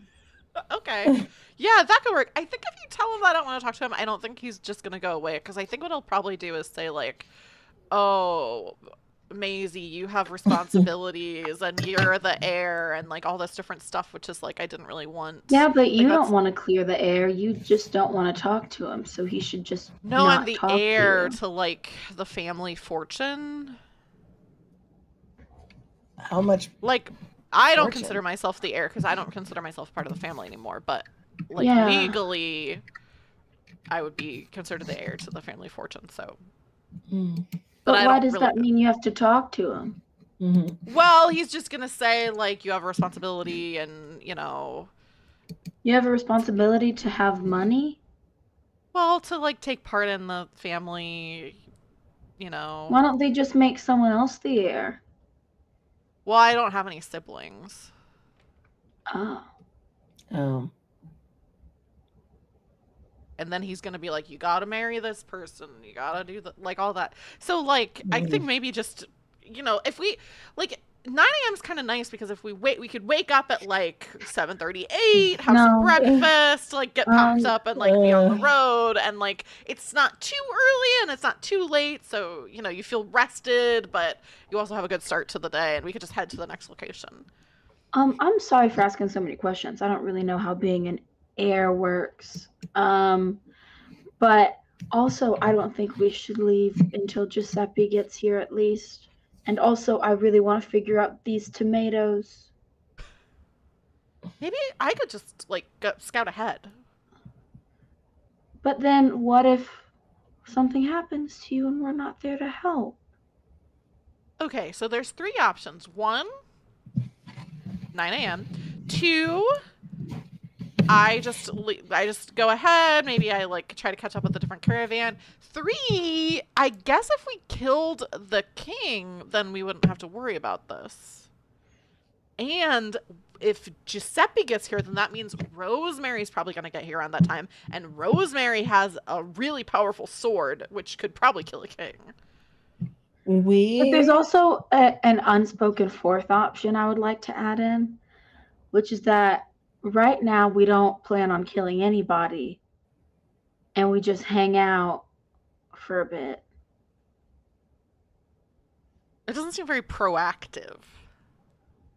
Not everything has to be proactive. But the proactive part is that I'm figuring out the tomato blight, so that's proactive. Yeah, I just feel like maybe other people could figure out the tomato blight. But they haven't yet, and they've had this tomato blight for a while, and no one has who lives here. So I feel like maybe they can't actually. Maybe they don't need tomatoes. Well, they don't need them, but they might want them. Great point. Tomatoes are good. Great point. They're okay. I like salsa, and I think other people should be able to have salsa. Mix it with sugar and you have ketchup. Okay. If we're gonna kill the king, are you with me? And you get a token if you say yes. I mean, here's the thing. Right? No matter what we're doing, Maisie, really, at the end of the day, I'm with you, like I want you to be happy, and I do want you to accomplish your dreams. And if killing the king is part of accomplishing your dreams, like I support that. You get a token. So yeah. Enki? Are you with me? I'm not with you. But are you with me? I'm with you if we wait for Rosemary before we do anything. Then final can decisions. you talk to Rosemary and try to convince him to use his sword? Because every time I talk to her about it, she gets really mad at me. But you're more of like a peer, so maybe Rosemary will listen to you. I will tell Rosemary the situation, and Rosemary will make a decision based on that. Okay. Yes, that I promise to talk to Rosemary about the situation. Can I have a token? But can we wait until we figure out the tomato blight before we go and kill the king? Well, we need to wait for... How long is it going to take? Rosemary. Well, I don't know how long the tomato blight's going to take. I only just found out about it, so I don't know yet. Like, Maisie, you're being kind of mean. I'm not the tomato blight is important to me. The tomato blight is important to me, okay? Okay, I'm just freaked out that I'm gonna run into my dad and he's gonna bring me back into the family and make me the heir. And I don't want that to happen, and also he can't make you do anything you don't want to do. We won't let him. There are some legal requirements if you're like born into royalty, so... Well, then we'll fight anyone we have to make sure that no one can do anything to make you do something you don't want to do. Okay. Okay, I guess probably, let's say, like 3 days? I will currently, at this moment, agree to 3 days, but I reserve the right to change my mind. That's barely an agreement. I understand that. I think I can figure the tomato blight out in 72 hours. If Rosemary and Giuseppe are not back in 72 hours, how about this? I agree, unless they don't come back in that time. Well, we both agree on the condition that Giuseppe and Rosemary will be back in 3 days. Yes. We need Rosemary anyway to do the plan, so yeah, I agree to that. I put my hand out to shake. I put my hoof out. I take my hoof gloves off and I put out my hand. Enki has never seen this before and is like, oh, no. I'm feeling a little judged, they but okay. Put their wing in. Yeah, I'm so sorry. I don't mean... I'm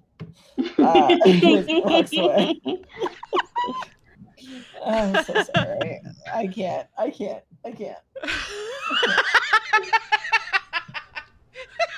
Amelia just walks out of frame.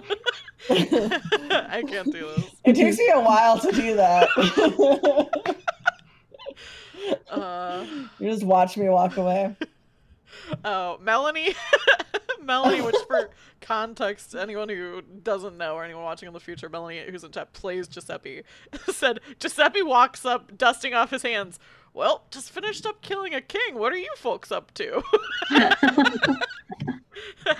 Well, off screen, just solving the problem.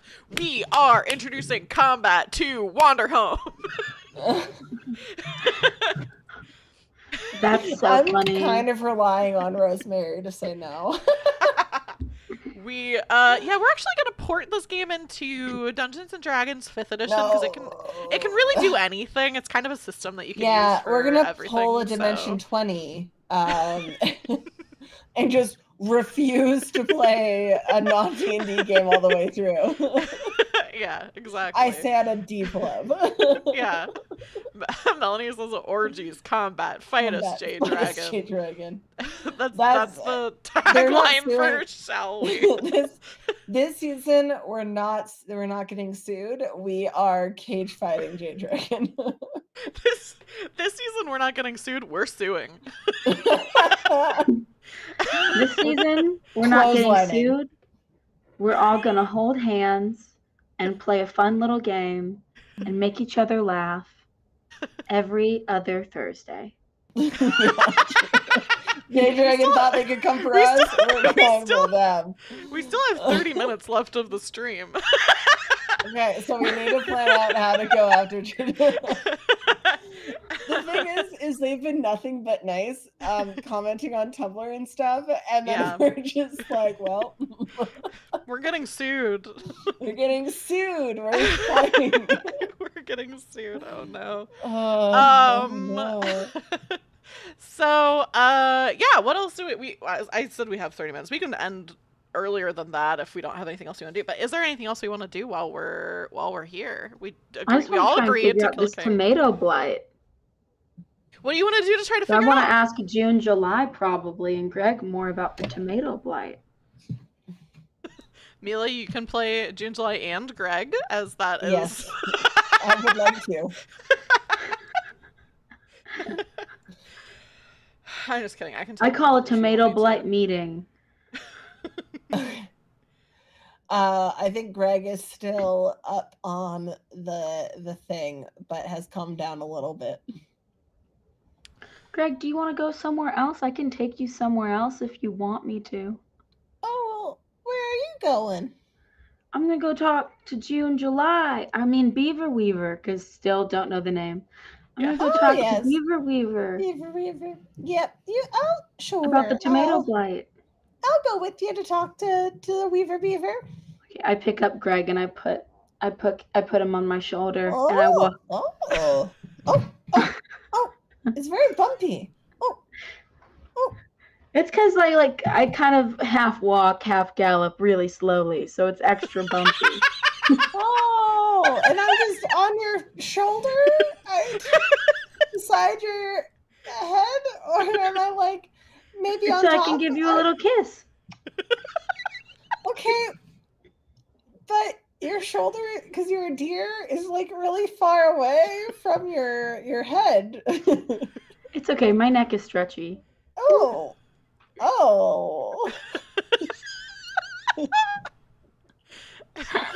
Melanie just posted in chat. I want to see it. Yeah, Melanie said, remind me to post a picture of the grossest worm I've ever seen in my life. I don't feel like I want to remind you of that. I want to see it. I don't know if I want to see it. I do. I can play June, July, unless you really want to play two characters, Mila. I do kind of want to play two characters. Do it then, coward. Okay. Okay. I half walk, half gallop really slowly to the Beaver Weaver. Oh, Beaver Weaver. Hey, Beaver Weaver. I just wanted to get you and Greg in the same room because I think we need to talk about this supposed tomato blight. Oh, it's not supposed. Yeah, no, it's real.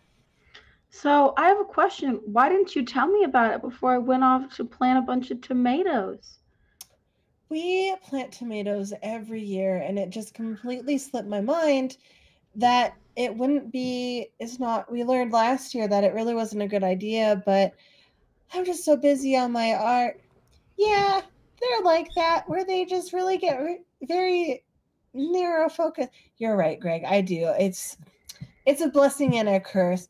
Well, your weaving is just so amazing. Well, thank you. Your special sauce is also, it really keeps the town going. No, you don't have to. I'm blushing. So how long has Craig. this tomato blight been going on? Well, it happened about, what do you think, Greg? I feel like the last the last two growing seasons, I think. Yeah, about that 1.5. I think last year we were able to get them pretty big before it really hit. Yeah, that sounds about right. But when it hit hard. Smut does that. Where do you think this smut came from? Oh, teenagers who don't know how anything works. No.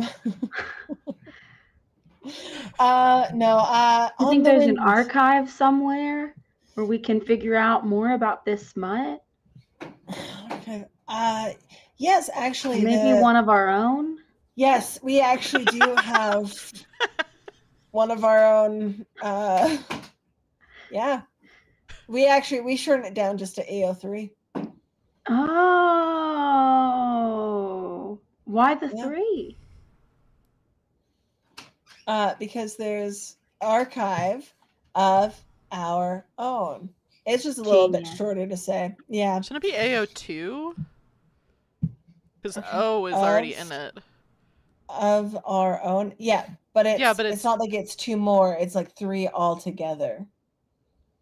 It's I don't agree with that. So of is an O, and then our has an O. Yeah, and then own has an O. There's an O in it.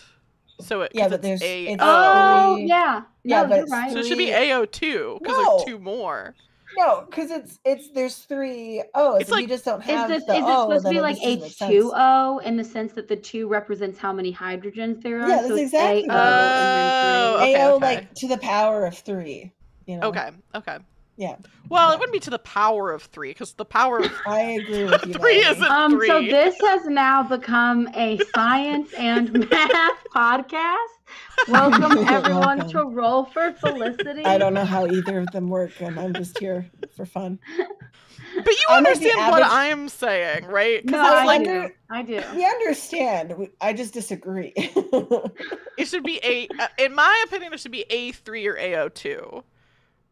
Because it's like you're shortening it. So it'd be AO and then 2 more O's. I understand why you feel you that need to say 2 hydrogen. Otherwise it's not. And you need to say 3 O because there's 3 O's. If you're like science-y, then, it's mixing the arts and the sciences, which I don't agree with. I don't think it is. No, definitely art. There's no art to science at all. There's no science to art. Yeah, That's what I always say. just really think, if you like science, then you shouldn't have to worry about the humanities. I have great news for you. Definitely. I know many engineers that don't care about ethics. Oh my god, do you guys want to watch Oppenheimer right now? Yes. Melanie is redeemed Cape Time, I think, to punish me. So we're just gonna watch it, and you guys will get to hear our feedback on Oppenheimer. Let's actually just describe what happens in Oppenheimer. So I haven't seen it yet. Oppenheimer, a lot of actors. Taylor, you're on your own. I also haven't seen it. Guess what, guys? Shows up in the commercials. I haven't seen it either. Killian. I think there's this guy. Killian Murphy looks like the. Smart. Killian Murphy. Does. Yeah. He builds a bomb.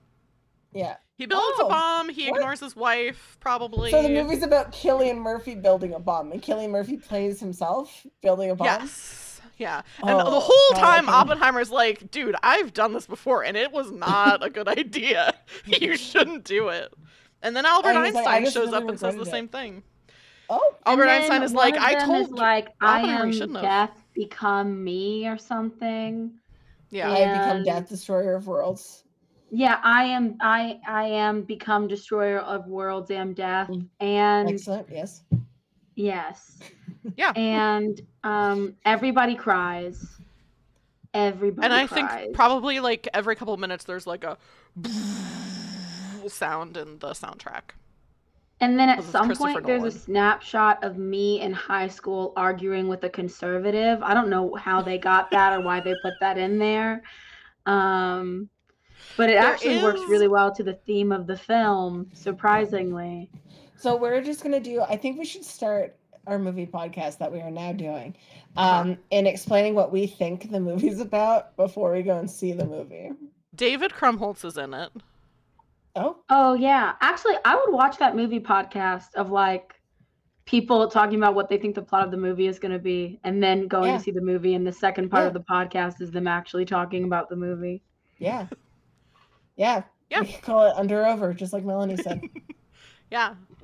Yeah. We're coming for you. We're coming for you, Over Yeah. Under Podcast. I'm going to make a clip of this and post it on TikTok because Over Under Podcast has a good TikTok They presence. do. And I'm going to tag them and I'm going to say, we're coming for you. We're coming for you. We've really that felt to me like a very smooth derail. It felt very natural. It I was enjoyed until you said that that felt like a really smooth I know. deal. I just want to acknowledge how good we are at derailing. This Yeah. is a side conversation that's happening between three animals. What animal would Jason be? That's so weird to just. I thought you were think saying what Jason animals would would be a we goat. be? No. No. First of all, Our we're characters not are talking building our about this. personas on screen right now. No. Second of all, We already have characters. I hate to break it to you, but playing Wanderhome is pretty much talking about your persona on stream. That's pretty much the same thing. no, I don't. Melanie Nobody thinks tell my Jason would be a friend kitty who cat. hates furries. Well, Mel thinks Jason would be a kitty cat. What is? Never mind. I'm not gonna. I'm not diagnosing Jason with an animal. I What- think that's what- highly what animal unprofessional. would I'm so Mike sorry. be? You have autism, and also And you're a you kitty are cat. a kitty cat. What, Layla? Did you say what animal would you be? No, I asked what animal would Mike be? Oh, would Mike be a little That's a pig? great question. He's said that before. That he would want to be a little Aw. Like a little pig, and I teacup would be a pig. little, and I would be a little possum. No, you guys would be such We a love a cute possum. movie. We'd be a little So now, what possum. animals would you two be? Great I'm a question. bunny. Oh, Bunny. interesting. That's cute. But I Um, specifically think I'm like the one with the really long, the kind of A ugly hare? one, like a jackrabbit. I think a hair. a hare. Yeah. The ones that look like they're terrified. Yeah. Aw, I think I'd be a pigeon. I don't think I'm a bunny. Also, that would be. I mean, like, I was not saying that you're a bunny, you know? Oh, Melanie I think is saying Melanie, I'm a bunny. said- Melanie in chat Oh. said Mila Yeah. is a bunny or No, a it'd be pigeon. wild if you were like, I think I would be this, and I was like, well, I wouldn't be. I wouldn't be How that. dare you? Couldn't catch me. I being do a bunny. have. I have two bunnies. But yeah, I think I'd be like a pigeon or like. I don't know. I don't quite know. So a Or pigeon, being a bunny, and a. donkey. Oh. I really Okay. like donkeys. The donkey at my work has a kill count of 5 coyotes. My God. Okay. so a bunny, a possum, and a Yes. donkey / pigeon are off to the side talking about how they should have a podcast where they talk about Yes. Oppenheimer, even though they haven't seen it. Yes, and we're also discussing how our podcast is absolutely going to wreck the Kitty Cats podcast. Yeah, and it's the just Kitty going to be Cats much podcast. funnier. Yeah, Ooh, Hoppenheimer Hoppenheimer. is what it Yeah, would be called in very this good. world. yeah, Oppenheimer. The Haith does Beautiful. actually have atomic bombs. I think Oppenheimer, honestly, that's my personality. Bunny and Oppenheimer mixed together. You haven't seen the movie. I haven't at all, but I know the vibes. You know the They mean One no, of the they mean guys- the historical figure. Yeah, okay. Layla really strongly identifies with Robert Oppenheimer. I am So- Death, Destroyer of Wait, Worlds. You know? what is this? I don't know, it's supposed to be funny ears. Oh, you were doing like a triangle. I am, I am Death, Destroyer of Worlds. Oh, Okay. one of the guys that I work with, when you know how Barbenheimer, everyone was dressing in pink and stuff, he dressed up as Oppenheimer to go to the movie. It's really funny. That's just like a guy. Yeah, I know. He just So's wore the a guy I work trench with. coat Yeah. and a hat. Oh Yeah. my god. I can't play the game anymore now. Okay. I'm done. That's actually pretty fair. This is what happens when I get tired of corralling. I'm just like, this is just what we're doing now. This is what's happening. After hearing the words Oppenheimer, I can't play this game anymore tonight.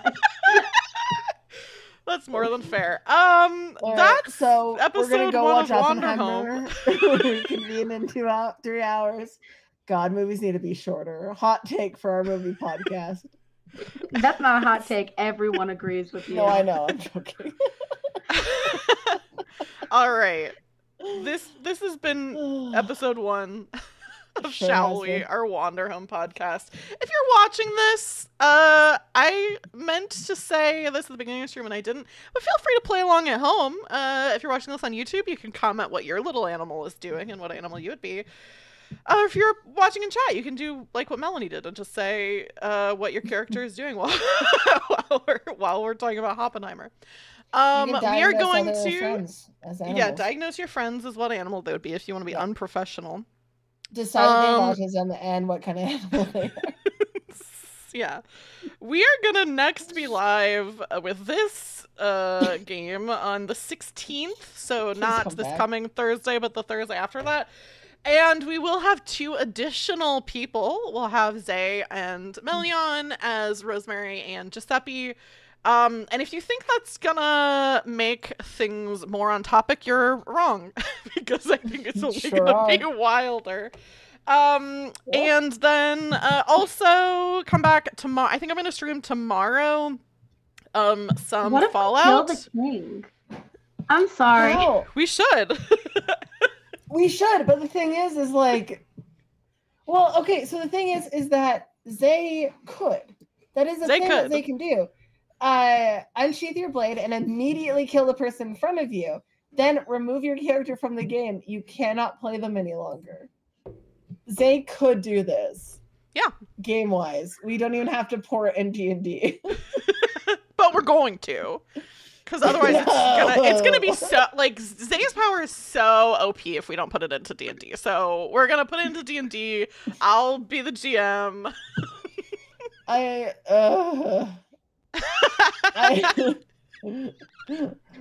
do want to run a game that into things that D&D doesn't need to be in. I know I we're do joking. want to run a game that's half D&D, half Wander Home. No. No. I do. No, you haven't even heard my idea. Stop saying no. It's rude. I heard your idea. You don't know how I'm going to do it? I don't need to know. So that I'm gonna is worse. I'm gonna be live. Me off that. I'm gonna be live tomorrow playing Fallout New Vegas. I might be using my new PNG tuber that I had commissioned because I got the PNG and it's very, very, very cute. So I'll probably do that. So tune in tomorrow and you can see it or watch the VOD. And then I think that's the main thing I have coming up. The stream of Abducted that I'm playing with Maddie was originally supposed to be whatever, the 22nd, I think, but then I almost died from food poisoning, so we had to reschedule. So that's going to be on the 13th, I believe. So not this coming Monday, but the Monday after. And I've got some other fun stuff coming up. I'm going to be putting on Twitter my schedule for this month. But let me throw it over to you two to let people know other stuff that you've got going on. Excuse me, other stuff you've got going on and where people can find you. And this time we'll start with Layla. I'm Layla. Hi. Layla. I do a Minecraft competition stream over on Entropy Emporium when that happens. Layla, Where me and Taylor have formed. I have such bad news for you. What? Why? What is the bad news? The Minecraft competition was canceled. I was winning! But I was winning so hard! I was winning ridiculously hard! I don't know anything about Minecraft and I somehow was winning! It's true. It was canceled though. Okay, well, fuck me. Have a good night, everybody. Layla. Layla, Taylor's right there. I didn't plan it and I didn't cancel it. But it is. Okay, fine. I'm back. So my name's Layla and I'm really upset. And Hi, Layla. And I am not actually that upset. I mean, I'm a little upset because I was winning. And now I'm gonna call myself the winner. I'm gonna tell everyone I won a Minecraft competition. You had I the think most. that's fair, actually. Because I was winning so hard. Mhm. And that's so sad. And then I'm going to Tennessee Ren Fair every day Dox yourself, this kind of. May. Well, you don't know where I live, but you can come see me at Tennessee Ren Fair if you want, because I want friends. If you're going to Tennessee You Ren actually live Fair, in I'll be Seattle. there. I don't think anyone's gonna murder me at Tennessee Ren Fair, so I That's feel what pretty you okay. think. That is what you think. This is gonna age really poorly when you get murdered at Tennessee Ren Fair. Yeah. Listen, when like Taylor father, posts like this daughter, on okay? TikTok and has to have an update. I said a joke and no one laughed, so I'm gonna say it again because it was really funny. If I get murdered, it's like father, like daughter. So. Jesus Christ. Oh my god. Mila, what else do you have going on? Where can people find you? What locations can people go to find and attack you? Well, you can find me at the Tennessee Ren Fair. I'll be skulking around, weapon drawn. I'll be following Layla. Oh my god, bodyguard! Yes, bodyguard. No, you can I want a find bodyguard me. for Tennessee Ren Fair. I mean, if I lived remotely, I mean, I guess I'd talk to myself to say I don't live anywhere near Tennessee. Wow, people are gonna find you. If I did, I would go, and it would be great. It would be so good. So bodyguard, obviously illicit love affair. Well, I'm sorry. Taylor, I'm sorry. And then absolute stabbed in the back. I don't know why it's illicit because I'm single, you know. So Well, I'm not. so it's half illicit then. That also won't stop me. But